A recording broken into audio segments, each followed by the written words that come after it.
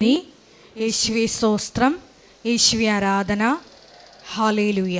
Kripasanam Marian ഉടമ്പടി ധ്യാനത്തിലേക്ക് നമ്മൾ ഭക്തിപൂർവ്വം പ്രവേശിക്കുകയാണ്. ഈശോയോട് നമുക്ക് ഹൃദയത്തിൽ നന്ദി പറയാം. ദൈവപിതാവിനാൽ ആകർഷിക്കപ്പെട്ടിട്ട് പരിശുദ്ധ ദൈവമാതാവ് ജീവനോടെ പ്രത്യക്ഷപ്പെട്ട ഈ ആലയത്തിൽ ഈ സമയം നമ്മളെ ഒരുമിച്ച് കൂട്ടിയ ദൈവപിതാവിൻ്റെ സ്നേഹത്തിന് നമുക്ക് ഹൃദയത്തിൽ നന്ദി പറയാം. 2004 ഡിസംബർ 7-ാം തീയതി ഉച്ചകഴിഞ്ഞ് 2:30 ഇതുപോലൊരു ആരാധന മധ്യയാണ് ദൈവമാതാവ് സമയഘടികാരം നെഞ്ചിൽ ചാർത്തി ഈ അൾത്താരയിൽ പ്രത്യക്ഷയായിക്കൊണ്ട് ദുരന്തം ഉണ്ടാകുവാൻ പോകുന്നു, പ്രാർത്ഥിക്കണമെന്ന വലിയ ദൈവിക സന്ദേശം കൈമാറിയത്. ജീവിതത്തിൻ്റെ വിവിധ ദുരന്ത മുഖങ്ങളിലായിരുന്നു കൊണ്ടാണ് നമ്മളും പരിശുദ്ധ അമ്മ ജീവനോടെ പ്രത്യക്ഷപ്പെട്ട ഈ ആലയത്തിൽ വന്ന് മരിയൻ ഉടമ്പടിയെടുത്ത് പ്രാർത്ഥിച്ചുകൊണ്ട് ദുരന്ത മുഖങ്ങളെ അതിജീവിക്കുവാൻ, ദൈവകരുണ നമ്മുടെ ജീവിതത്തിൽ സ്വന്തമാക്കുവാൻ ആഗ്രഹത്തോടെ പ്രാർത്ഥിച്ച് ഉടമ്പടി നിബന്ധനകൾ പാലിച്ച് മുന്നേറുന്നത്. ഈ ധ്യാനം നയിക്കുവാൻ പോകുന്ന കൃപാസനത്തിൻ്റെ സ്ഥാപക ഡയറക്ടറായ ബഹുമാനപ്പെട്ട VP ജോസഫ് അച്ഛനെ ദൈവപിതാവിൻ്റെ കരങ്ങളിൽ സമർപ്പിച്ച് നമുക്കൊരു നിമിഷം മൗനമായിട്ട് പ്രാർത്ഥിക്കാം. അച്ഛൻ്റെ ആരോഗ്യത്തെ പ്രത്യേകമായിട്ട് സമർപ്പിച്ച് പ്രാർത്ഥിക്കാം. ഏറ്റെടുത്തിരിക്കുന്ന എല്ലാ ശുശ്രൂഷ മേഖലകളെയും പ്രത്യേകമായിട്ട് അൾത്താരയിൽ സമർപ്പിച്ച് പ്രാർത്ഥിക്കാം. ഈശോയെ വരാൻ പോകുന്ന ആരാധന മണിക്കൂറിനെ പ്രത്യേകമായിട്ട് സമർപ്പിച്ച് പ്രാർത്ഥിക്കുന്നു. ഈശോയെ ആരാധനയിലൂടെ നീളം അച്ഛനിലൂടെ നീ തന്നെ ഞങ്ങളോട് സംസാരിക്കണമേ എന്ന് പ്രാർത്ഥിക്കുന്നു. വചനം നൽകണമേ എന്ന് പ്രാർത്ഥിക്കുന്നു. കൃപാസനത്തിൻ്റെ എല്ലാ ശുശ്രൂഷ മേഖലകളെയും നിർമ്മാണ പ്രവർത്തനങ്ങളെയും ഞങ്ങൾ ഒരു നിമിഷം സമർപ്പിച്ച് പ്രാർത്ഥിക്കുന്നു. ഈശോയെ എല്ലാവരിലേക്കും ദൈവിക കൃപ സമൃദ്ധമായി വർഷിക്കുവാൻ ഈ ആരാധനയിലൂടെ കരുണയാകണമേ എന്ന് പ്രാർത്ഥിച്ചുകൊണ്ട് ദിവ്യകാരുണ്യനാഥനെ വരവേറ്റുകൊണ്ട്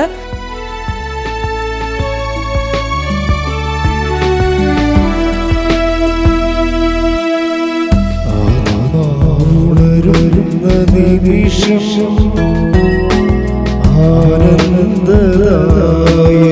നിമിഷം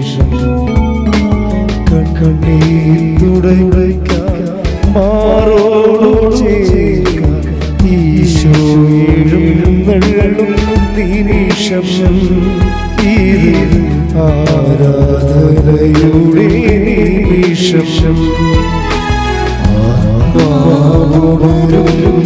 നിമിഷം ആനന്ദദായക നിമിഷം കണ്ണീർ തുടയ്ക്കാൻ മാറോടു ചേർക്കാൻ ഈശോ എഴുന്നള്ളും നിമിഷം ഇത് ആരാധനയുടെ നിമിഷം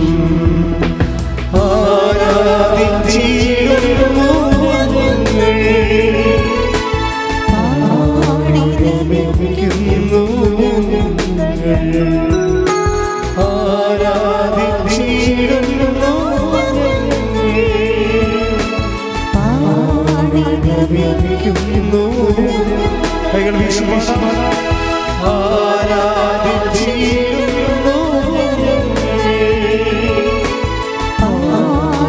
ആരാധിക്കുന്നു ആരാധിച്ചിടുന്നു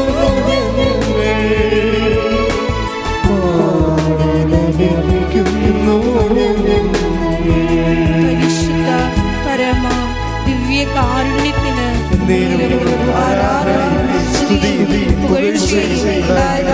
പരിശുദ്ധ പരമ ദിവ്യകാരുണ്യത്തിന്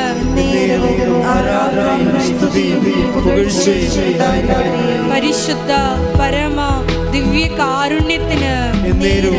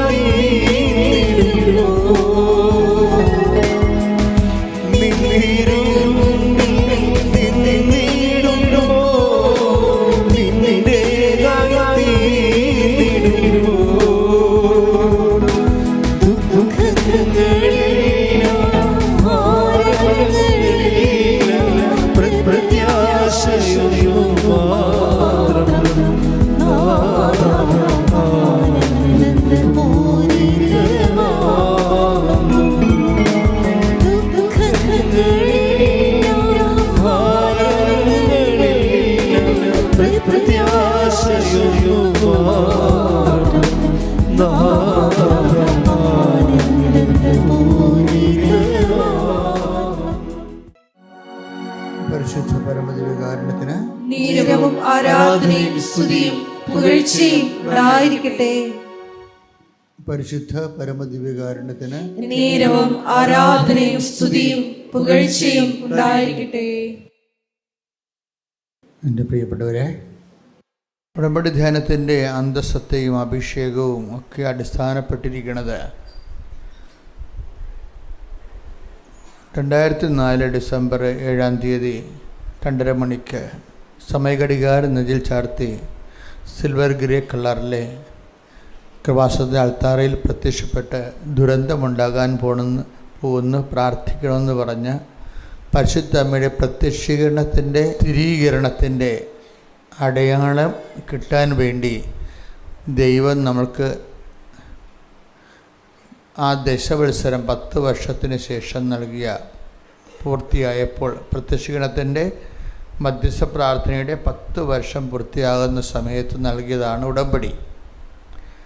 ആ ഉടമ്പടിയിലൂടെ ഇന്ന് ലക്ഷക്കണക്കിന് മനുഷ്യരെ ദൈവം ആരാണെന്നറിയുന്നു, ദൈവം എന്താണെന്നറിയുന്നു, നമ്മുടെ ജീവിതത്തിൻ്റെ ദുർഘടഘട്ടങ്ങളിൽ ദൈവം എങ്ങനെയാണ് നമ്മുടെ ജീവിതത്തിൽ ഇടപെടുന്നുവെന്നറിയുന്ന, അങ്ങനെ വലിയ സന്തോഷവും ആശ്വാസവും ആവേശവും നൽകുന്നതാണ്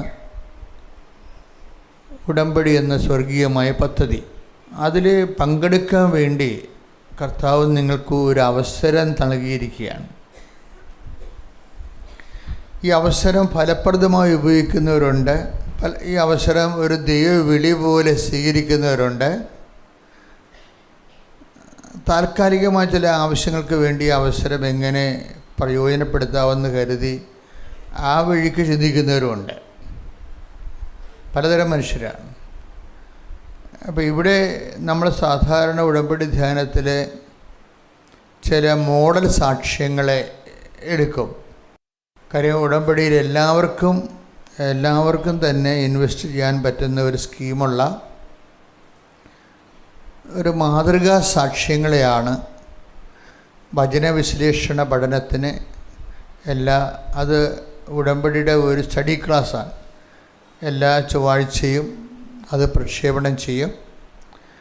അതനുസരിച്ച് നിശ്ചിതമായി പഠിച്ച് ജീവിതത്തെ വചനാധിഷ്ഠിതമായി ഒരു മരിയൻ മധ്യസ്ഥതയിൽ മരിയൻ മാതൃകയെ സമീപിക്കുന്ന ആയിരങ്ങൾ ലോകത്തിൻ്റെ എല്ലാ ഭൂഖണ്ഡങ്ങളിലുമുണ്ട്. ചിലർ ഈ കാര്യമാത്ത പ്രസിദ്ധക്കാർ, വയറ്റിപ്പഴപ്പുകാർ, ചൊവ്വാഴ്ച ധ്യാനം പോലും കൂടാത്തവരുണ്ട്. ഒത്തിരി ഉണ്ടെന്ന് ഞാൻ പറയണില്ല. വയറ്റിപ്പഴപ്പുകാർ എവിടെ ചെന്നാലും അവർക്ക് തന്നെ അതിൻ്റെ അകത്ത് നിന്ന് മെച്ചം ഉണ്ടാക്കാൻ പറ്റുമെന്ന് വിചാരിച്ചിട്ട് അതിൻ്റെ അകത്ത് ബുദ്ധിമുട്ടുള്ള കാര്യങ്ങളൊന്നും ചെയ്യത്തില്ല. വല്ല എളുപ്പമുള്ള പ്രത്യക്ഷീകരണ പ്രാർത്ഥന വല്ലതൊക്കെ അവർ ചെല്ലത്തുള്ളൂ. നിങ്ങളുടെ ഈ നടപടിക്രമവും കാപട്യവും കൊണ്ട് തന്നെ നിങ്ങൾക്ക് വെറുതെ ആലപ്പുഴ വന്ന് പണി മേടിക്കുന്നതെന്നല്ലാതെ ദൈവദൃശ്യന് നിങ്ങളുടെ കാപട്യമാണ് നിങ്ങൾ വെളിപ്പെടുത്തുന്നത്. അപ്പോൾ തിരിച്ചെന്താ ചെയ്യണത്? ഞാനിതാണ് കാര്യമാത്ത വയറ്റിപ്പഴപ്പിൻ്റെ ഒരാളാണ് ഞാൻ.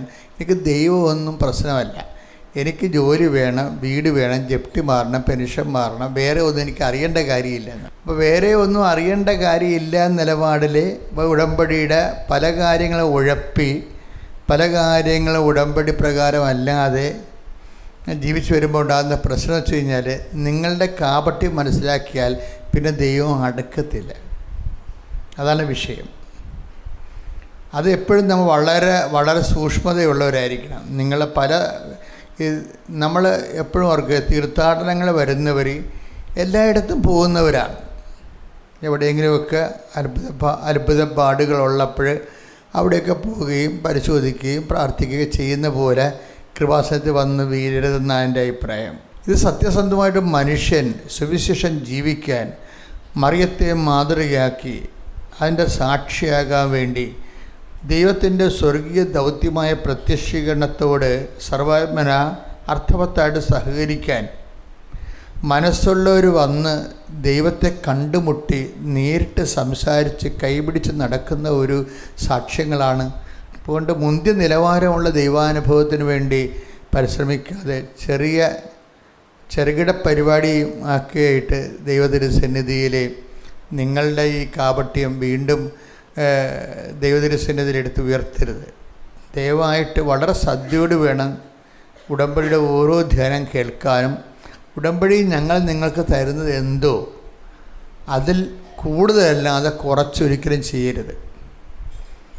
ഞങ്ങളൊരു സാധാരണ വിശ്വാസിക്ക് എടുത്താൽ പൊങ്ങാവുന്ന ചെറിയ ഭാരങ്ങൾ മാത്രമേ തരത്തുള്ളൂ. അത് ഞങ്ങൾ തരുന്നതല്ല. ഈ ഉടമ്പടി പുസ്തകം വെറും 72 മണിക്കൂർ കൊണ്ടാണ് ഈ വലിയ പുസ്തകം എഴുതിയത്. അപ്പോൾ മനസ്സിലാവും കർത്താവിൻ്റെ അഭിഷേകം എന്തുമാത്രം ആ പുസ്തകത്തിലുണ്ടെന്ന്. അതിൽ അന്ന് കർത്താവ് പറഞ്ഞ കാര്യങ്ങൾ മാത്രമേ ഞങ്ങൾ നിങ്ങളോട് പറഞ്ഞിട്ടുള്ളൂ. ഒരു ഉപവാസമുണ്ട്, ബുധനാഴ്ച അല്ലെങ്കിൽ ശനിയാഴ്ച അരമണിക്കൂർ ഒരു ദിവസം വചനം വായിക്കണം. ചൊവ്വാഴ്ച ഉടമ്പടി അപ്ഡേഷൻസ് ഉണ്ട്. നിങ്ങളുടെ ജീവിത പ്രശ്നങ്ങൾ മറ്റുള്ളവരുടെ ജീവിത പ്രശ്നങ്ങളുമായിട്ട് തട്ടിച്ച് വെച്ച് വചനാധിഷ്ഠിതമായ പഠനങ്ങളുണ്ട്. അതുപോലെ നിങ്ങൾ ആതുര സേവനം ചെയ്യണം ആഴ്ചവട്ടങ്ങളിൽ. അതിനേക്കാളുപരി നിങ്ങൾ വിശ്വാസം കൈമാറണം. ഇപ്പം ഇന്നലെയും 10-80 കൊല്ലമായിട്ട് ദൈവത്തിന് ഒരു പ്രയോജനമില്ലാത്ത ചുമ്മാ പട്ടിക്കാട്ടം പോലെ ജീവിക്കുന്ന മനുഷ്യരൊക്കെ ഇന്ന് ദൈവത്തിൻ്റെ സ്വന്തമായി മാറി. വിശ്വാസം കൈമാറി, വിശ്വാസം സാക്ഷീകരിച്ച് ദൈവത്തെ തന്നെ അവരെ കാണുമ്പോൾ എൻ്റെ ദൈവ പൈതലാണെന്ന് ദൈവത്തിന് തോന്നാൻ തുടങ്ങി. അപ്പം അതുകൊണ്ട് പുതിയൊരു ഫോർമേഷനിലേക്കാണ് നമ്മൾ വരണത്, ഫെയ്ത്ത് ഫോർമേഷനിലേക്കാണ് വരണത്. അപ്പം അതുകൊണ്ട് ഇത് ഉടമ്പടിയിൽ മിനിമം എല്ലാവരും ചെയ്ത് വിജയിച്ച ഒരു ജീവിതചര്യയാണ് ഉടമ്പടി മുന്നോട്ട് വെക്കുന്നത്. അത് സ്വാഭാവികമായി അതിലേക്ക് കൂടുതലല്ലാതെ എൻ്റെ മക്കൾ ഒരിക്കലും കുറച്ച് ചെയ്യരുത്. കാര്യം എന്ന് വെച്ചാൽ കുറച്ച് ചെയ്യാനുള്ള ടെൻഡൻസി എല്ലാവർക്കും ഉണ്ട്. ഇപ്പോൾ നമുക്കിങ്ങനെ എൽ ഷേപ്പിൽ ഒരു റോഡ് കിടക്കണമെങ്കിൽ ആൾക്കാർ നിങ്ങൾ കണ്ടിട്ടില്ലേ? ഇപ്പോൾ ഒരു കുരിശ് പോലെ റോഡ് കിടക്കുകയാണ്. ഇപ്പോൾ കിഴക്കുന്ന വരുന്നൊരു മനുഷ്യൻ ഈ കുരിശിൽ പോയിട്ട് പിന്നെ തെക്കോട്ട് പോണ വരം അവർ ഷോർട്ട് കട്ട് എടുക്കും. അപ്പോൾ ഇത്തിരി വഴി നേരത്തെ ഇത്തിരി വഴി ലാഭിക്കും. ഒരു 10 മീറ്റർ, ഒരു 5 മീറ്റർ ലാഭിക്കാൻ വേണ്ടി റോഡ് മാറ്റിയിട്ട് നമ്മൾ പുലിൻ്റെ പുറത്തുകൂടി പോകും. അപ്പോൾ മനുഷ്യൻ്റെ സ്വഭാവം അതാണ്. ഇപ്പോൾ എന്ത് കുറച്ച് ചെയ്യാൻ പറ്റും അതാണ് മനുഷ്യൻ നോക്കണം. ഉടമ്പടി നിങ്ങൾ ഒരിക്കലും അങ്ങനെ ചെയ്യരുത്. കാര്യം അത് ദൈവത്തിൻ്റെ ഒരു മനസ്സല്ല. ഇവിടുന്ന് കൽപ്പിച്ചത് എല്ലാം ചെയ്തതിന് ശേഷം, അതായത് നിങ്ങളത് നിങ്ങളുടെ രീതിയിലായിട്ട് കുറക്കരുത്. ആദ്യം ഒരു മനുഷ്യൻ വെട്ടിൽ വീണത് അവിടെയാണ്. ഞങ്ങൾ തരുന്ന ഇപ്പം ഞങ്ങൾ നിങ്ങളുടെ അരമണിക്കൂർ വചനം വായിക്കാൻ പറഞ്ഞാൽ എൻ്റെ മക്കൾ 31 മിനിറ്റ് എങ്ങനെ വായിച്ചിരിക്കണം. 29 ആക്കരുത്. അത് 29 ആക്കരുത്. 30 മിനിറ്റ് എന്ന് പറഞ്ഞാൽ 30 മിനിറ്റ്.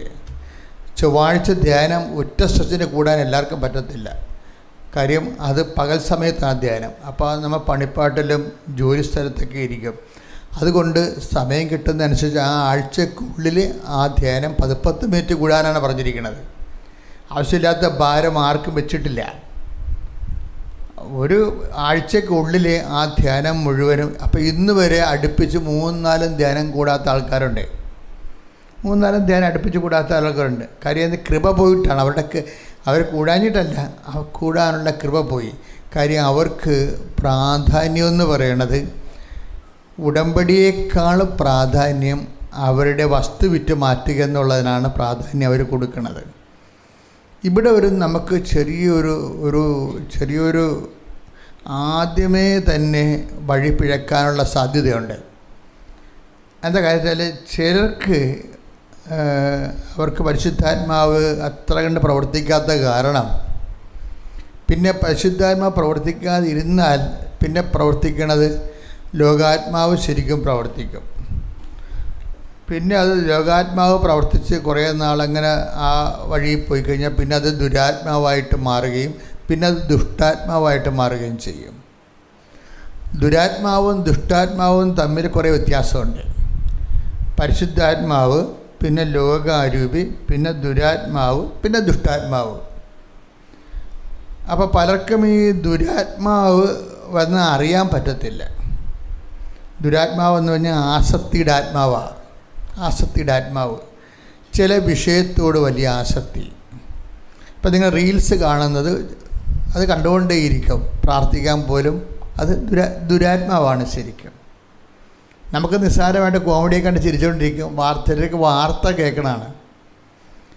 മലന്ന് കിടന്നുകൊണ്ട് ഇങ്ങനെ വാർത്ത കേൾക്കും, വീട്ടിൽ സതീശൻ എന്ത് പറഞ്ഞ്, അതിന് പകരം പിണറായി തിരിച്ചെന്ത് പറഞ്ഞ്.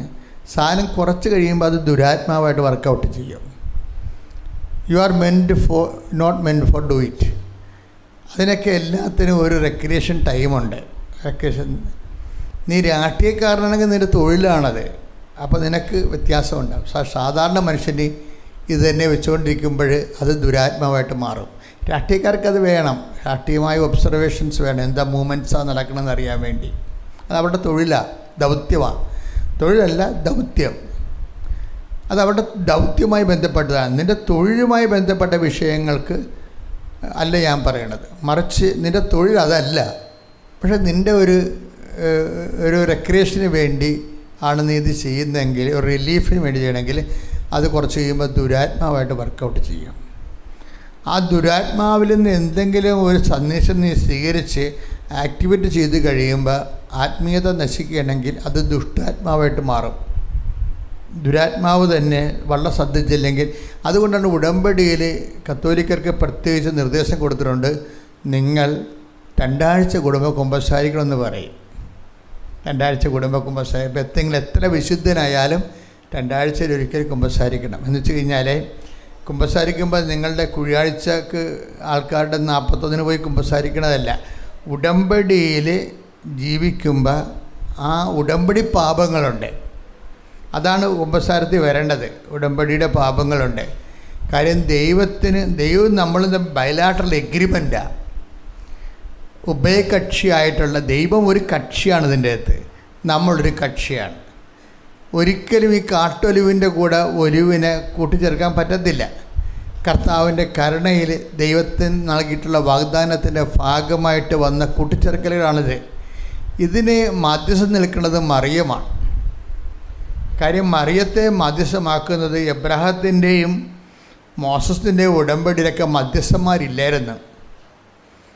അവിടെ മധ്യസ്ഥന്മാരില്ലാഞ്ഞത് കാരണം അവർക്ക് കറക്റ്റ് ഉപദേശങ്ങൾ കൊടുക്കാനോ നിർദ്ദേശങ്ങൾ കൊടുക്കാനോ ആരുമില്ല, മധ്യസ്ഥനോ. അതിനുവേണ്ടി ദൈവത്തിന് മുമ്പിൽ ഗ്യാരണ്ടി ചെയ്യാൻ ആരുമില്ല, ജാമ്യക്കാരില്ലായിരുന്നു. നമുക്കറിയാം, ബൈബിളിൽ നോക്കുമ്പോൾ എബ്രാഹത്തിൻ്റെ ഉടമ്പടിക്ക് ജാമ്യക്കാരനില്ല, മോസസിനോട് ചെയ്ത ഉടമ്പടിക്കും ജാമ്യക്കാരില്ല. പക്ഷേ നിങ്ങൾ കൃപാസനത്തിൽ ചെയ്യുന്ന ഉടമ്പടിക്ക് ജാമ്യക്കാരിയുണ്ട്. ആരാണത്? അമ്മയാണ് ജാമ്യം. അപ്പം നിങ്ങളൊക്കെ എന്തെങ്കിലും ഒരു അടവ് തെറ്റിപ്പോയാലും ജാമ്യക്കാരൻ അതിന് സമാധാനം പറയുന്നത് കൊണ്ടാണ് മരിയൻ ഉടമ്പടി എന്ന് തന്നെ വിളിക്കണത്. അപ്പം നമ്മൾ ഓർക്കണത്, കാര്യം ഈശോൻ്റെ അടുത്ത് അമ്മയ്ക്കുള്ളിടത്തോളം സ്വാധീനം ഇനി ആർക്കും ഉണ്ടാകാൻ പറ്റത്തില്ല. കാര്യം ഈശോൻ്റെ അടുത്ത് അമ്മയ്ക്കൊരു സ്വാധീനം ഉണ്ടാകണമെങ്കിൽ ഒന്ന് ഈശോയ്ക്ക് വേണ്ടി ഇൻവെസ്റ്റ് ചെയ്ത നിക്ഷേപിച്ച മാറ്റിവെച്ച ഒരു ജീവിതമാണ്. ഈശോയ്ക്ക് വേണ്ടി മാത്രം മാറ്റിവെച്ച ജീവിതമാണ്. ഈശോയ്ക്ക് വേണ്ടി മാത്രമായിരിക്കണം മറിയത്തിൻ്റെ ജീവിതമെന്ന് തീരുമാനിച്ച് മാറ്റിവെച്ചതും ദൈവമാണ്. അതുകൊണ്ട് തന്നെ അവർക്ക് വീട്ടിൽ കിടന്ന് പ്രസവിക്കാൻ പറ്റാത്തതിൻ്റെ കാരണം അതാണ്. ഞാൻ ചൂണ്ടിക്കാണിക്കുന്ന സ്ഥലമെന്ന് എപ്പോഴും ഉടമ്പടിയുടെ ഒരു പ്രധാനപ്പെട്ട വിഷയമാണ് ഞാൻ ചൂണ്ടിക്കാണിക്കണം. നമുക്ക് സ്വന്തമായിട്ട് തിരഞ്ഞെടുക്കാൻ പറ്റത്തില്ല. ഞാൻ ചൂണ്ടിക്കാണിക്കുന്ന ഇടമെന്നും പറഞ്ഞൊരു സംഭവമുണ്ട് ഉടമ്പടിയുടെ. അത് എബ്രാഹത്തിനോട് ഉടമ്പടി വാഗ്ദാനം പറയുമ്പോൾ വാഗ്ദാനം ദൈവത്തിൻ്റെതായിട്ടാണ് വരണത്. എബ്രാഹാം ആവശ്യപ്പെടുന്നതല്ല ചെയ്യണത്. അപ്പോൾ വാഗ്ദാനം പ്രാപിക്കുമ്പോൾ വാഗ്ദാനത്തിന് ദൈവത്തിൻ്റെ ഒരു ഓപ്ഷനുണ്ട്. ദൈവമാണിത് ഓപ്റ്റ് ചെയ്യണത്. അതുകൊണ്ട് ദൈവം എബ്രാഹത്തിനോട് പറയും, നീ നിന്റെ വീട്ടിൽ ഈ വിഗ്രഹാരാധനകളുടെയും തോന്നിവാസികളുടെയും ആൾക്കാരുടെ കൂടെ ജീവിച്ചാൽ എൻ്റെ വാഗ്ദാനങ്ങളൊന്നും നിനക്ക് പ്രാപിക്കാൻ പറ്റത്തില്ല. അതുകൊണ്ട് നീ ഈ നഗരം വിട്ടു പോരണം, അല്ല ഈ ഹാരാൻ നീ വിട്ടു പോരണം, ഞാൻ ചൂണ്ടിക്കാണുന്ന സ്ഥലത്തേക്ക് ഷിഫ്റ്റ് ചെയ്യണമെന്ന് പറയും. ഒരു ഷിഫ്റ്റിംഗ് എപ്പോഴും ഉടമ്പടി ആവശ്യമായി വരും. Take the word of God, ഞാൻ ചൂണ്ടിക്കാണിക്കുന്ന സ്ഥലം. ശ്രുതികട്ടെ ഹല്ലേലൂയ ഹല്ലേലൂയ ഹല്ലേലൂയ ഹല്ലേലൂയ ഹല്ലേലൂയ ശിവേ നന്ദി ഹല്ലേലൂയ ഹല്ലേലൂയ ഹല്ലേലൂയ ഹല്ലേലൂയ ഹല്ലേലൂയ ഹല്ലേലൂയ ശിവേ ആരാധന ആരാധന ആരാധന ആരാധന ആരാധന ഹല്ലേലൂയ ഹല്ലേലൂയ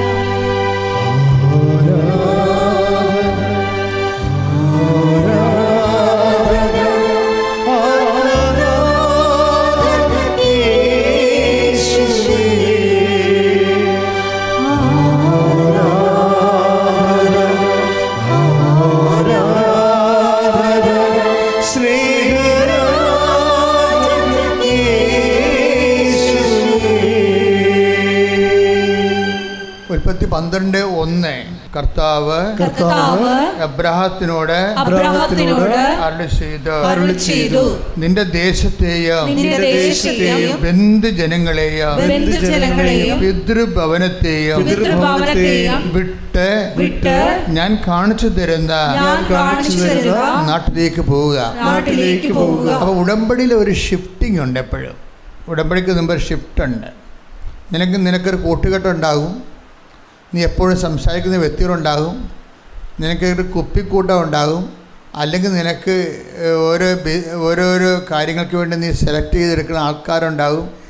ഇവരുടെ നടപടിക്രമങ്ങളും ചിന്താരീതികളും സംസാര രീതികളും ചിലപ്പോൾ ഉടമ്പടിക്കെതിരായിരിക്കും. അപ്പോഴെന്താ ചെയ്യണം? ഇവരിൽ നിന്ന് നമുക്കൊരു ഷിഫ്റ്റിംഗ് വേണ്ടി വരും. നിങ്ങൾ ഉടമ്പടി ചെയ്തിട്ട് വീണ്ടും തിരിച്ചു പോയി കഴിഞ്ഞാൽ ഉള്ള പ്രശ്നം എന്താ? തിരിച്ച് നിങ്ങളുടെ കൂട്ടുകെട്ടുകൾ ആരായാലും അവർ ചിലപ്പോൾ ദ്വയാർത്ഥമായിട്ട് വാ പൊളിച്ച തെറി പറയുന്നവരുണ്ടാകും, വാ പൊളിച്ച രണ്ടർത്ഥത്തിൽ പറഞ്ഞ ഊളത്തരം പറഞ്ഞ ആൾക്കാരില്ലേ. എന്നുവെച്ചാൽ വാ പൊളിച്ച് അവർക്ക് അതേ പറ്റത്തുള്ളൂ. എന്താ കാര്യത്തിന് അവരുടെ ഉള്ളിൽ ഈ മ്ലേച്ഛതയുള്ളത് കാരണം വാ പൊളിച്ച ആൾക്കാർ ഈ തെറികൾ പറയും, മ്ലേച്ഛന്മാരാണ്. അപ്പോൾ ഇങ്ങനെ നിൻ്റെ കൂട്ടുകെട്ടിൽ മ്ലേച്ഛന്മാരുണ്ടെങ്കിൽ ശ്രദ്ധിക്കണം. അവരോട് അടികൂടാനൊന്നും പോകാനല്ല പറയണത്, അവരുടെ നിന്ന് സെറ്റ് എപ്പാർട്ട്, അവിടെ നിന്ന് മാറിപ്പോറും. കാര്യം അത് ഉടമ്പടി വഴികളല്ല. അപ്പോൾ ഉടമ്പടി വഴികളിൽ നിന്ന് ഒരു വേർപാട് എപ്പോഴും ഉണ്ടാവും. നീ ഉടമ്പടി ചെയ്ത വ്യക്തിയാണ് നീ ഇവിടെ. അപ്പം നീ സന്ധ്യക്ക് നിനക്ക് പ്രാർത്ഥനയുണ്ട്, അപ്പോൾ ഇവിടെ ഇരിക്കും ഇത് കൂടി കേൾക്കും, നാളെ നമുക്ക് ഒരുമിച്ച് പണിക്ക് പോകേണ്ടതല്ലേ എന്ന് പറഞ്ഞാലും നീ ആ പ്രാർത്ഥനയുടെ സമയമാകുമ്പോൾ അവരുടെ ഗുഡ് ബൈ പറയണം. പറയാനുള്ള നട്ടലില്ലാത്തവന്മാർ ഉടമ്പടി എടുക്കരുത്. അതാ വിഷയം. നിങ്ങൾ ദൈവത്തോടല്ല ഉടമ്പടി എടുക്കുന്നത്, നിങ്ങളുടെ വയറിനോടാണ് ഉടമ്പടി എടുക്കുന്നത്. എപ്പോഴും വയറിനേക്കാളും ജോലി എന്ന് പറഞ്ഞാൽ എന്താ? ജോലി, വീട്, വിവാഹം, വിസ, PR എന്നൊക്കെ പറഞ്ഞത് എല്ലാം പറഞ്ഞാൽ ആഹാരമാണ് വിഷയം. ആഹാരം ജീവിതമാണ്. അപ്പോൾ ഈ വയറ് എപ്പോഴും നമ്മൾ അറിഞ്ഞില്ലെങ്കിൽ ഉദരം ദൈവമായിട്ട് മാറും. അങ്ങനെ ഉദരത്തിനൊരു പ്രശ്നമുണ്ട്. അത് ബൈബിൾ എപ്പോഴും പറയും, ഉദരത്തെ ദൈവമാക്കരുതെന്ന് പറയും.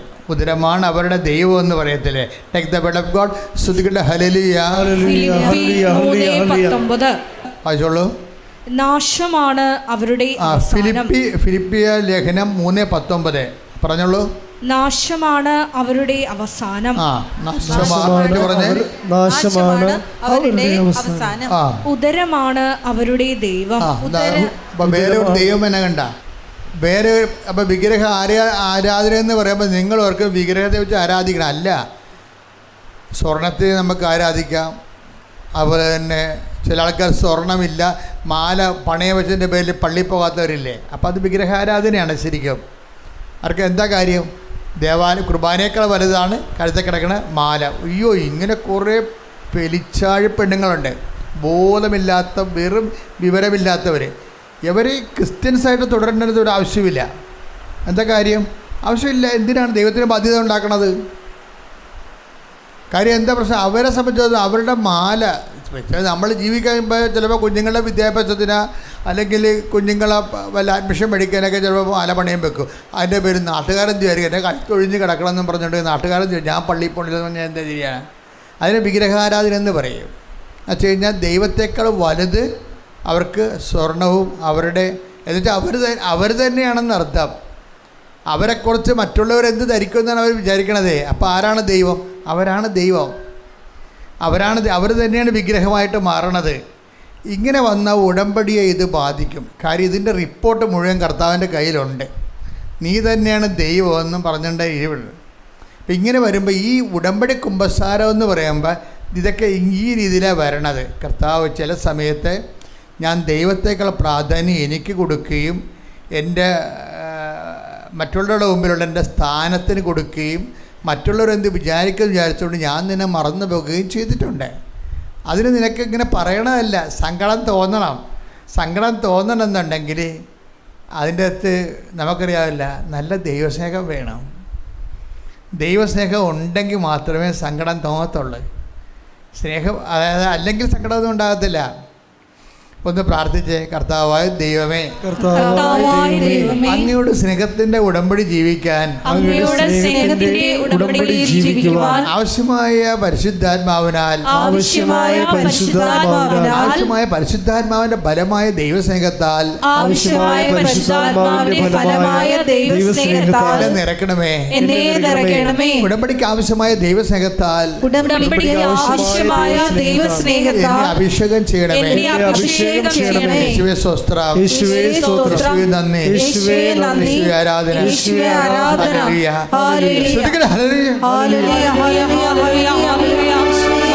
ഒരുമിച്ച് പാടാം.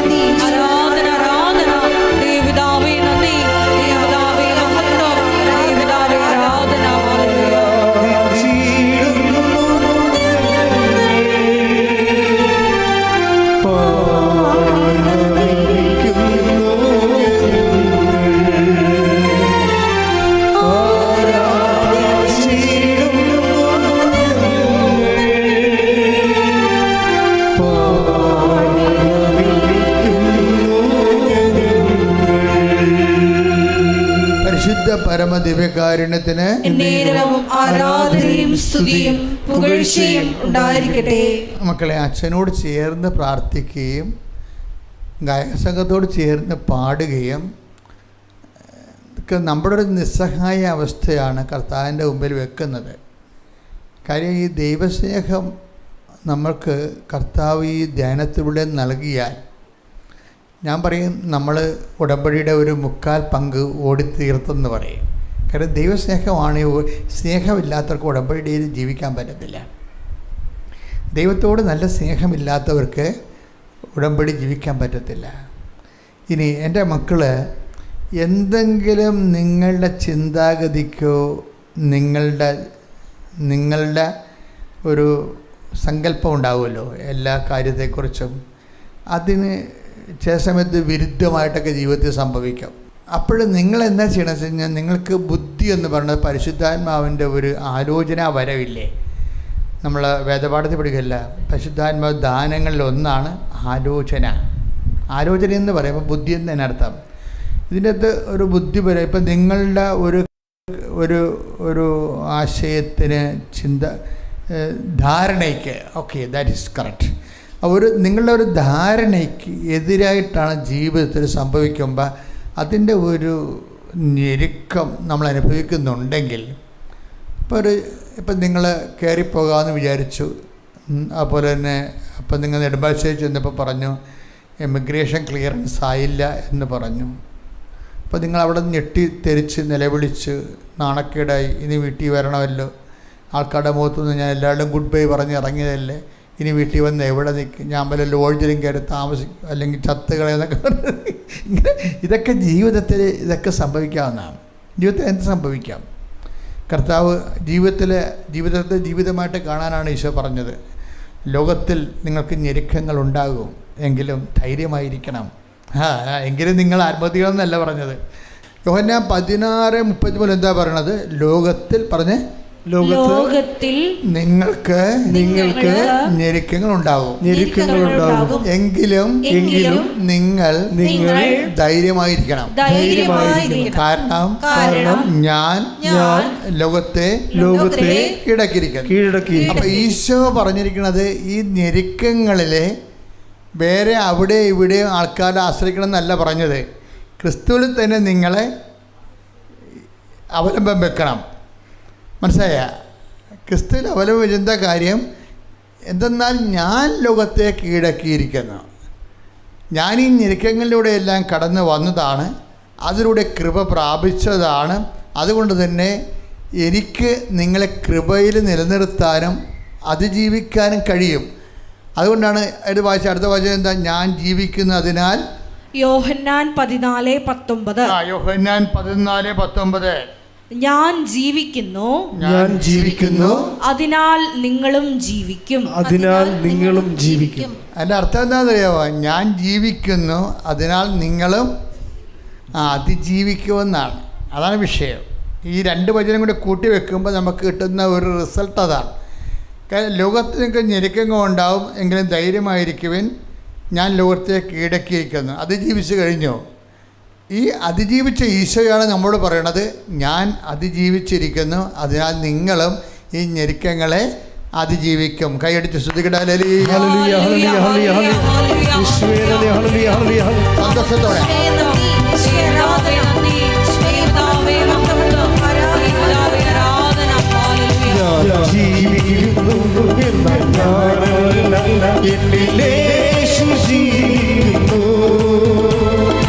അത്ഭുതങ്ങളാൽ അടയാളങ്ങളാൽ യേശു പ്രവർത്തിക്കുന്നു.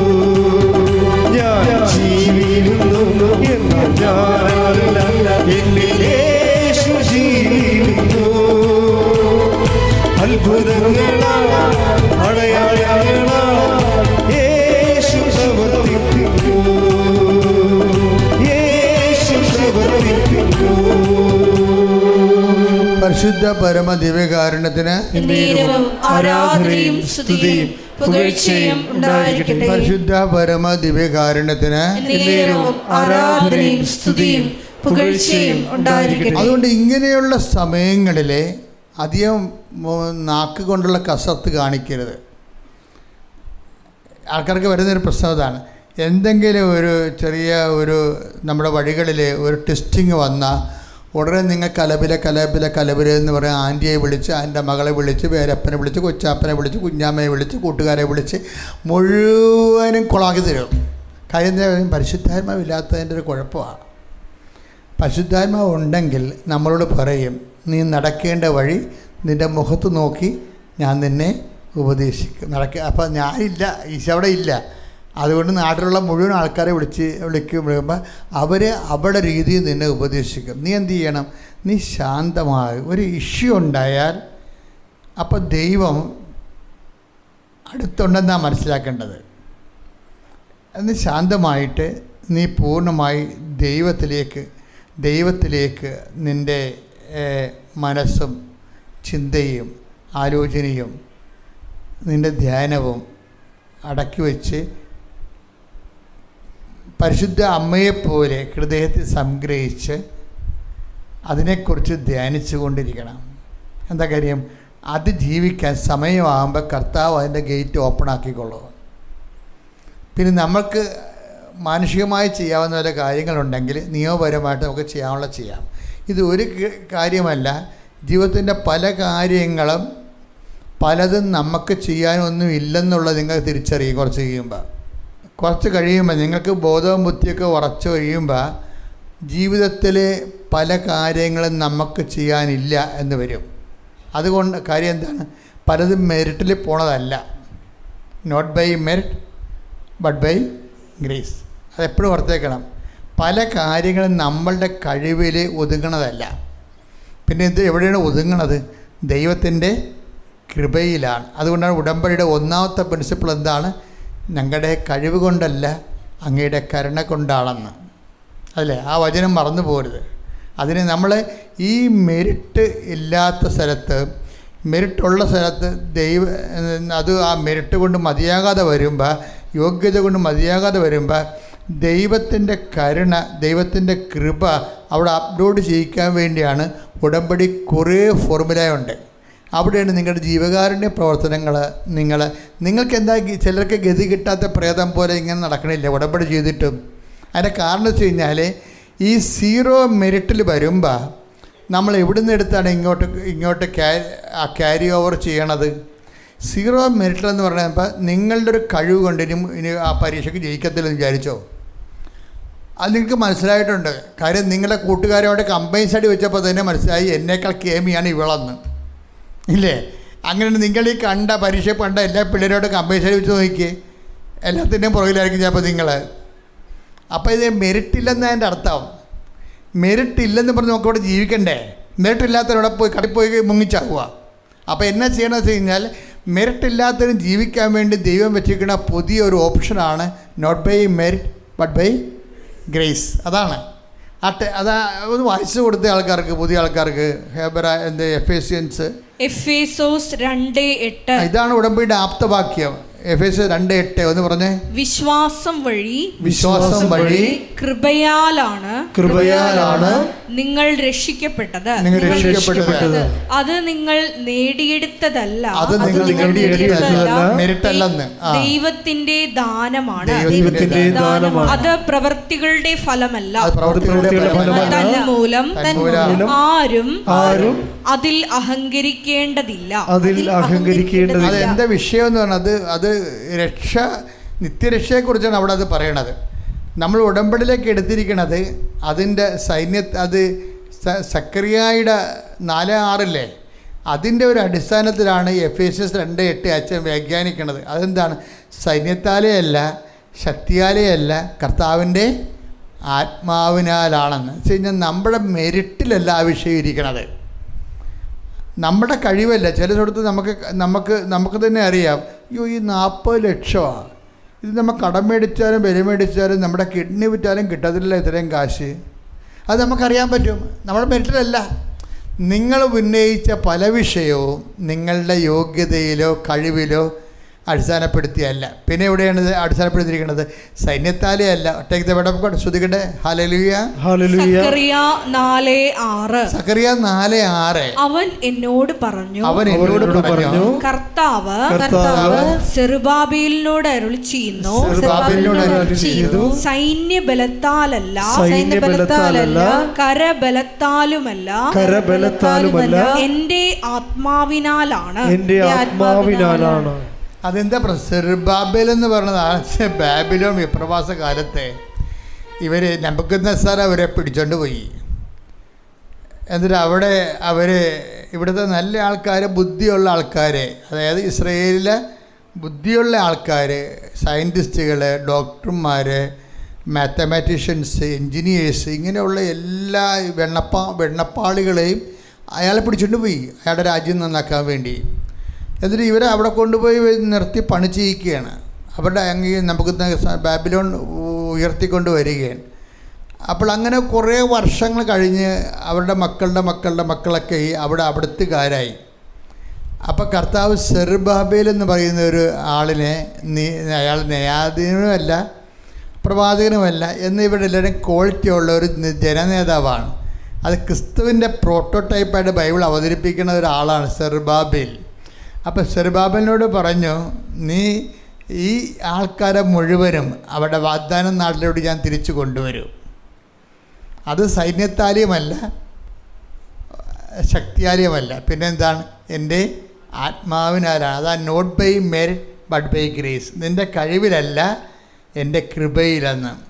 അപ്പോൾ എത്ര അടിമത്തത്തിന് ഇനി അവിടുന്ന് സ്വതന്ത്രമാകണമെന്നുള്ള തോന്നൽ പോലും നഷ്ടപ്പെട്ട മനുഷ്യനെ ദൈവം ഇങ്ങനെ എടുത്ത് പൊക്കി ലിഫ്റ്റ് ചെയ്ത് തിരിച്ചു കൊണ്ടുവരണതിന് വേണ്ടി ഉപയോഗിക്കുന്ന വാക്കാണ് നിൻ്റെ കഴിവിനാലല്ല എൻ്റെ കൃപയാലാണെന്ന്. കൈയടിച്ച് ശ്രദ്ധിക്കട്ടെ. ഹല്ലേലൂയ.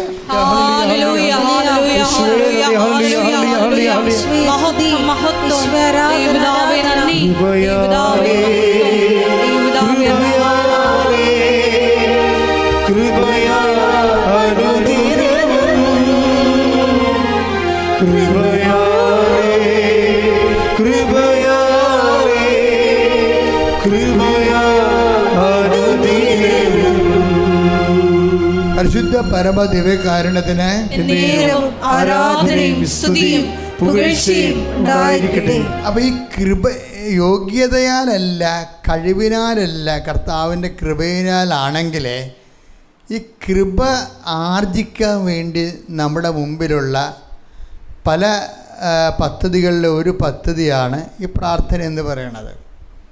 അപ്പോൾ ചെറിയ മിനിമം കാര്യങ്ങൾക്കെല്ലാം പ്രാർത്ഥന ഓക്കെയാണ്. പക്ഷെ ഒരു മൾട്ടിപ്പർപ്പസ് വിഷയം വന്നാൽ എന്ത് ചെയ്യും? മൾട്ടിപ്പർപ്പസ് വിഷയം, കൂടുതൽ എനർജിയുള്ളൊരാവശ്യം. കൃപ എന്ന് പറയുന്നത് ദൈവത്തിൻ്റെ എനർജിയാണ്, ദൈവത്തിൻ്റെ പവറാണ്, ശക്തിയാണ്.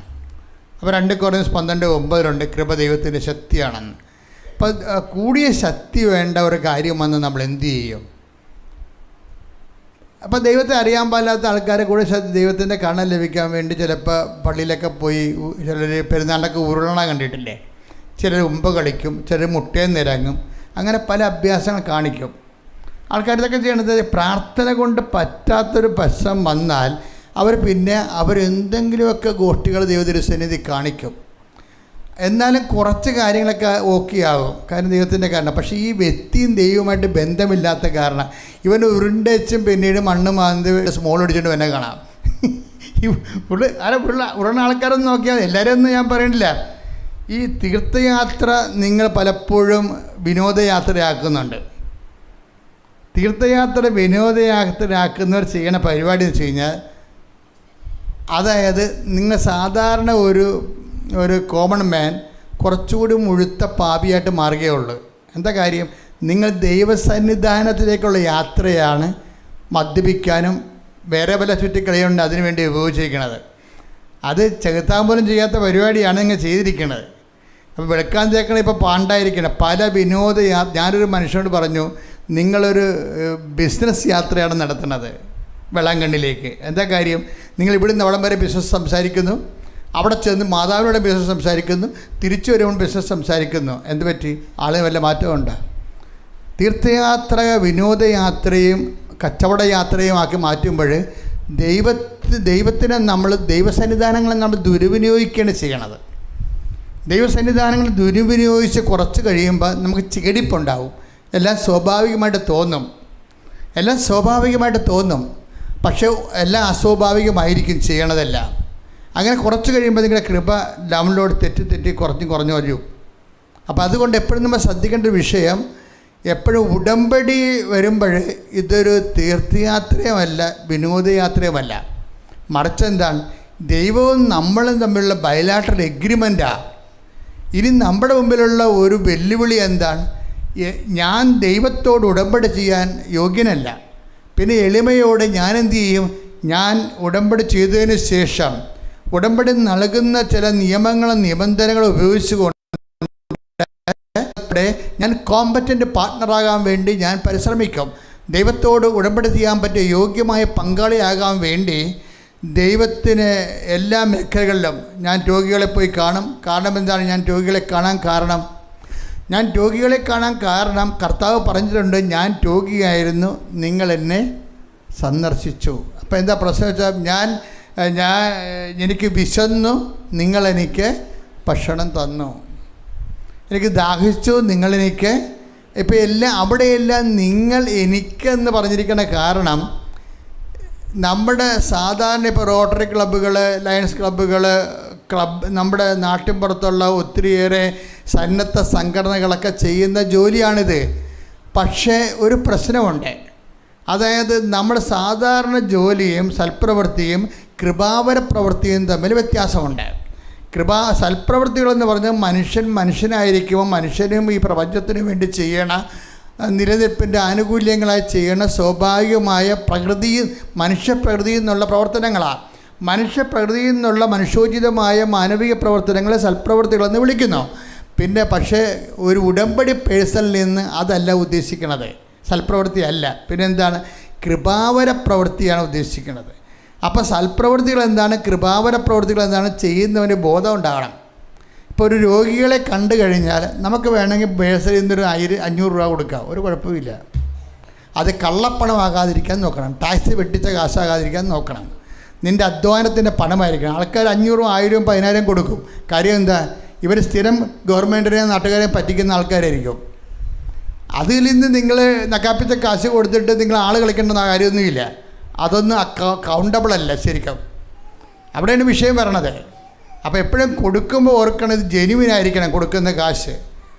ഇപ്പോൾ ഒരു സ്ത്രീ എന്തായിട്ടിരിക്കണത്? ഒരു സ്ത്രീയുടെ ഒരു കഥ കർത്താവ് പറയണില്ലേ? എന്താ പറയണത്? മർക്കോസ് 12:44. എന്തെന്നാൽ അവരെല്ലാവരും തങ്ങളുടെ സമൃദ്ധിയിൽ നിന്ന് സംഭാവന ചെയ്തു. ഇവളാകട്ടെ തന്റെ ദാരിദ്ര്യത്തിൽ നിന്ന് തനിക്കുണ്ടായിരുന്നതെല്ലാം തന്റെ ഉപജീവനത്തിനുള്ള വക മുഴുവനും നിക്ഷേപിച്ചിരിക്കുന്നു. ഇവളുടെ 2 പൈസ മറ്റേ ആ ചേർത്ത് ഇട്ടിരിക്കണതേ, 2 പൈസയെക്കുറിച്ച് പറയണ വാക്കുകളൊക്കെ കേട്ട.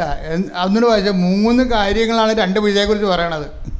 ഈ 2 പൈസ 2 ചെമ്പ് തൊട്ട് ഇട്ടതിന് 3 കാര്യങ്ങളാണ് പറയണത്. എന്തൊക്കെയാണ് പറയണത്? ആദ്യം പറഞ്ഞത് എന്താണ്? എന്തെന്നാൽ അവരെല്ലാവരും തങ്ങളുടെ സമൃദ്ധിയിൽ നിന്ന് സംഭാവന ചെയ്തു.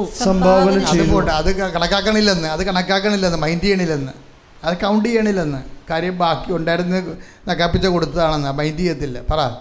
ഇവളാകട്ടെ പറ തന്റെ ദാരിദ്ര്യത്തിൽ നിന്ന്, ഒന്നാമത്തെ കേസ്, തന്റെ ഇല്ലായ്മയിൽ നിന്ന് തനിക്കുണ്ടായിരുന്നതെല്ലാം, രണ്ടാമത്തെ നോട്ടിങ് കണ്ട, തനിക്കുണ്ടായിരുന്നതെല്ലാം തന്റെ ഉപജീവനത്തിനുള്ള വക മുഴുവനും. അത്താഴത്തിന്റെ വകയാണ് ഈ പറയണത്. അന്നത്തെ അത്താഴത്തിന്റെ വകയാണ് ഇട്ടിരിക്കണത്. കർത്താവ് ഇത് പറയാൻ കാരണം, അന്നത്തെ അത്താഴത്തിൻ്റെ വകയാണ് ശ്രീഭണ്ഡാരത്തിൽ ഇട്ടിട്ട് ഇവർ കർത്താവിന് കൊടുത്തിട്ട് പോണത്. ഇവർ നൽകുന്ന ഒരു മെസ്സേജ് ഉണ്ട്. എന്താണ്? എൻ്റെ ഉപജീവനത്തേക്കാൾ വലുതാണ് എനിക്കെൻ്റെ ദൈവമെന്ന്. അതാണ് ഈ പ്രാർത്ഥനാ പങ്കാളികൾ, ഉടമ്പടി പങ്കാളികൾ ശ്രദ്ധിക്കണം. ഒറ്റ നടക്ക് പോണ കേസല്ല ഇത്. ഇവ എങ്ങനെയാണ് കോമ്പറ്റൻ്റ് പങ്കാളിയാക്കാൻ പറ്റണത്?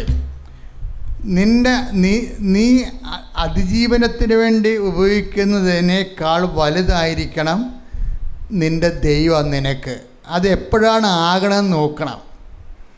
ഇപ്പം നിൻ്റെ വിസ ഈ വിസ റിജക്റ്റ് ആയെന്ന് പറഞ്ഞ് നീ ഉടനെ എഴുന്നേക്കാൻ താമസിച്ചു പോയി. ഞാൻ ഇന്നലെ വരെ എല്ലാത്തിനെയും കൃത്യമായിട്ട് കത്തിച്ച് ഉപവസിച്ചതാണ്, എന്നിട്ട് എൻ്റെ വിസ പാസ്സായില്ല എന്ന് പറയുമ്പോൾ ഇന്ന് രാവിലെ എഴുന്നേക്കാൻ. അപ്പോൾ അമ്മയോട് പറഞ്ഞെങ്കിൽ അവൾ സങ്കടം കൊണ്ട് ഉറങ്ങിപ്പോയതാണ്. പോലൊക്കെ അവിടെ തലക്കെട്ടടിക്കണം. അവരങ്ങനെയാണ് പറയേണ്ടത്. അവരങ്ങനെയല്ല പറയേണ്ടത്. മകൾ കാണിച്ച വൃത്തികേടിനെ അവളെ ഉപജീവനത്തെക്കാൾ എൻ്റെ ദൈവം ചെറുതാണെന്നാണ് അവൾ പറയണത്. പറഞ്ഞു മനസ്സിലായില്ലേ? അവളുടെ ഒരു വിസ ഈ ഘട്ടത്തിൽ അത് പാസ്സാകാതിരുന്നപ്പോൾ ഇവളെ പ്രാർത്ഥനയെ ഇതിൻ്റെ അകത്ത് 90% ഇത്തരം ചരക്കുകളാണ് ഉള്ളത്. അത് ഓർത്തേക്കണം. എനിക്കാണെങ്കിൽ കാണുമ്പോൾ ദേഷ്യം വരും ഈ സാധനത്തിന്. എന്താ കാര്യം? ഇത് വയറാണ് അവരുടെ ദൈവം എന്ന് പറഞ്ഞില്ലേ? അതാണ് ഇത് ആദ്യം പറഞ്ഞില്ലേ, വയറാണ് അവരുടെ ദൈവം. നമ്മുടെ നിയോഗങ്ങളെക്കാൾ വലുതായിരിക്കണം നമ്മുടെ ദൈവം. ഉടമ്പടിയിൽ എപ്പോഴെങ്കിലും ഞാൻ എന്തിനെക്കുറിച്ചാണ് ഇപ്പോൾ സംസാരിക്കുന്നത്? Competent partner of the covenant, ഒരു ഉടമ്പടിയുടെ യോഗ്യമായ പങ്കാളി എന്ന് പറയുമ്പോൾ അവരിവിടെ വെച്ചിരിക്കുന്ന നിയോഗങ്ങളെക്കാൾ വലുതായിരിക്കണം അവരുടെ ദൈവം. അതാണ് നമ്മൾ പറഞ്ഞത്. കണ്ടിരിക്കണേ, അതെപ്പോഴും നമ്മൾ ശ്രദ്ധിക്കണം. നിങ്ങളുടെ നിയോഗങ്ങളെക്കാൾ വലുതായിട്ട് ദൈവത്തെ കാണുന്നുണ്ടോ എന്ന് ദൈവം നിങ്ങളെ ടെസ്റ്റ് ചെയ്യും. ഈ ടെസ്റ്റിൽ മിക്കവാറും ഒരു ഇടിച്ചു തല്ലി ഓടി വന്ന് ഉടമ്പടി എടുക്കുന്നതിൽ 90% ഈ ടെസ്റ്റ് പരാജയപ്പെടും. എന്താ കാര്യം? അവർക്ക് പ്രബോധനമില്ലാത്ത കാരണം ബോധ്യമില്ല. അതാണ് വിഷയം. ഉടമ്പടി എപ്പോഴും ഞങ്ങൾ ക്ലാസ്സിലെടുക്കുന്നതിൻ്റെ കാരണം എന്താണ്? ബോധ്യം വേണം. പൗലോസ് അപ്പോസ്തലൻ പിരിഞ്ഞു പോകുമ്പോൾ ഞാൻ ബലിയായി അർപ്പിക്കപ്പെടേണ്ട സമയമായെന്ന് പറഞ്ഞ് മനുഷ്യൻ മരണം പ്രഖ്യാപിക്കും. അപ്പോൾ തിമോത്തി, നീ ഒറ്റക്കായി പോകണമെന്ന് കരുതരുത്. ഞാനില്ലെങ്കിലും നീ മുന്നോട്ട് പോകണം. ജനങ്ങൾക്ക് നീ ബോധ്യം കൊടുക്കണം. എന്തോ ഒരു ഉപദേശമാണ് ബോധ്യം. Take the word of God. സ്തുതിക്കട്ടെ. ഹല്ലേലൂയ, ഹല്ലേലൂയ, ഹല്ലേലൂയ, ഹല്ലേലൂയ. യേശുവേ നന്ദി. 2 തിമോത്തി 4:2 സ്തുതിക്കട്ടെ. ഹല്ലേലൂയ, ഹല്ലേലൂയ, ഹല്ലേലൂയ, ഹല്ലേലൂയ. വചനം പ്രസംഗിക്കുക. വചനം പ്രസംഗിക്കുക. സാഹചര്യങ്ങൾ അനുകൂലമാണെങ്കിലും അല്ലെങ്കിലും ജാഗരൂകതയോടെ വർത്തിക്കുക. മറ്റുള്ളവരിൽ ബോധ്യം ജനിപ്പിക്കുക. എന്താ പറയണം? മറ്റുള്ളവരിൽ ബോധ്യം ജനിപ്പിക്കുകയും അവരെ ശാസിക്കുകയും ഉദ്ബോധിപ്പിക്കുകയും ചെയ്യുക. നിങ്ങളെ ശാസിക്കുക എന്നുള്ള കാര്യത്തിൽ ഒരു സംശയവുമില്ല. എന്താ കാരണം? ഈ ദൈവവചനത്തിന് പ്രബോധനത്തിലുള്ളതാണ് ശാസന. ചില ആൾക്കാർക്ക് ശാസന പറ്റത്തില്ല. അവർ വലിയ ദൈവത്തെക്കാൾ വലിയ ആളായിട്ടിരിക്കും. ശാസിക്കുമ്പോൾ തന്നെ അവർ വയലൻ്റ് ആകും. ഞാൻ അങ്ങനെയുള്ളവരെ പതുക്കെ ക്യാൻസലാക്കി കളയും. എന്താ കാര്യം? അവർ ജഡാരൂപി തന്നെ ജീവിക്കുന്നത് കൊണ്ടാണ്. അവർ ജഡാരൂപി തന്നെ, അതായത് ശാസന ഇതിനകത്തുള്ളതാണ്. എന്താ കാര്യം? ബോധ്യങ്ങൾ ജനിപ്പിക്കുമ്പോൾ മാത്രമേ കാര്യം ഇവർ തന്നെ അവർ നെടുമ്പാശ്ശേരിയിൽ നിന്ന് വീട്ടിൽ വരാതെ ലോഡ്ജിൽ പോയി താമസിക്കുകയാണ്. വിസ അവിടെ അവരുടെ എമിഗ്രേഷൻ ശരിയല്ലെന്നും പറഞ്ഞ്. അപ്പം നാട്ടിൽ വന്നാൽ ഞാനെങ്ങനെ മുഖത്ത് നോക്കും, ആൾക്കാർ ചോദിച്ചു ഇത് ചമ്മലുണ്ടാകും. ആ ചമ്മൽ വേണം. എന്തിനാണത്? അത് കർത്താവേ, അതെൻ്റെ ജീവിതത്തിലെ ഞെരുക്കങ്ങളാണ്, അത് നിൻ്റെ സ്നേഹത്തിന് വേണ്ടി ഞാൻ കാഴ്ച വെക്കുന്നു. എങ്കിലും ഞാൻ നിൻ്റെ വിശ്വാസത്തിലും ധൈര്യത്തിലും ഞാൻ നിൻ്റെ കൂടെ മുൻപോട്ട് പോകും. അപ്പോൾ അത് നമുക്ക് തന്നിരിക്കുന്ന ഒരു ഗൃഹപാഠമാണ്. ആ ഗൃഹപാഠത്തിൽ നമ്മൾ തോക്കരുതൊരിക്കലും. കേട്ടെടുത്തൊക്കെ ഉണ്ടാകത്തില്ലേ പരസ്പരം. നിങ്ങൾ പിള്ളേർ പറഞ്ഞ സ്റ്റാൻഡ് ഈസ് അറ്റൻഷൻ, തിരിച്ച് ഓപ്പോസിറ്റായിട്ട് നിൽക്കാൻ പറയും അല്ലേ ടീച്ചർമാർ പണ്ട്. ഇപ്പോൾ ഉണ്ടാകുന്ന അറിയത്തില്ല. ഞങ്ങൾ സൈറ്റിലൊക്കെ 2ാം ക്ലാസ് പഠിക്കുമ്പോൾ ടീച്ചർ പറയും സ്റ്റാൻഡ് ഈസ് അറ്റൻഷൻ, സ്ട്രെയിറ്റ് എടുക്കുക, തിരിഞ്ഞ് നിൽക്കുക, അങ്ങോട്ടും ഇങ്ങോട്ടും. ഇവിടെ എഴുതണം, അവിടെ കാണാൻ പറ്റത്തില്ല. അപ്പോൾ സ്ട്രെയിറ്റ് ഉള്ളവർ അങ്ങോട്ടും ഇങ്ങോട്ടും തിരിഞ്ഞ് നിൽക്കും.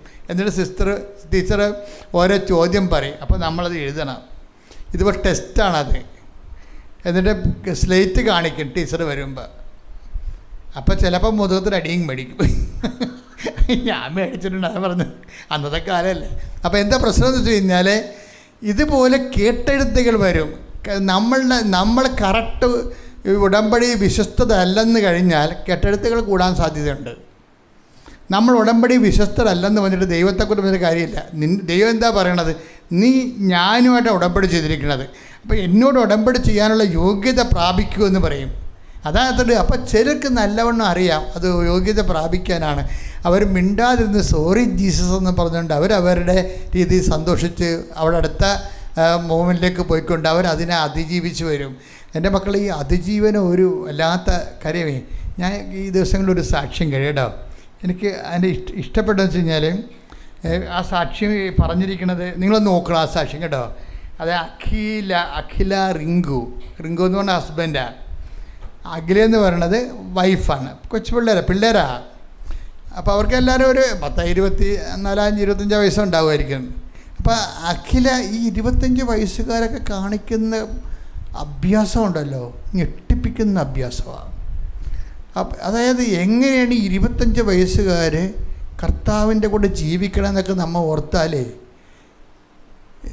എന്തുമാത്രം ഈ കാലഘട്ടങ്ങളിൽ കർത്താവ് നൽകിയിട്ടുള്ള പുതിയ സംവിധാനങ്ങളും സാഹചര്യങ്ങളും ഉപയോഗിച്ചുകൊണ്ട് ഇവർ കൃപയിൽ ഇങ്ങനെ വളരണമെന്ന് നമ്മൾ ഓർത്ത് ഞെട്ടിപ്പോകും. ഈ അഖിലയുടെ പ്രശ്നം എന്താണെന്നറിയാമോ? അഖിലയ്ക്ക് ഒരു രോഗമുണ്ട്. അതായത് അഖില റിങ്കുവിനെ കല്യാണം കഴിച്ചു. റിങ്കുവും അഖിലയും തമ്മിൽ ജീവിക്കുകയാണ്. അപ്പോൾ അവൾ പ്രഗ്നൻ്റായി കഴിഞ്ഞപ്പോൾ പിന്നീട് ഡോക്ടർ ഈ കുഞ്ഞിനൊക്കെ എന്തൊക്കെ സ്കാൻ ചെയ്തപ്പോഴൊക്കെ എന്തോ കുഴപ്പമായി.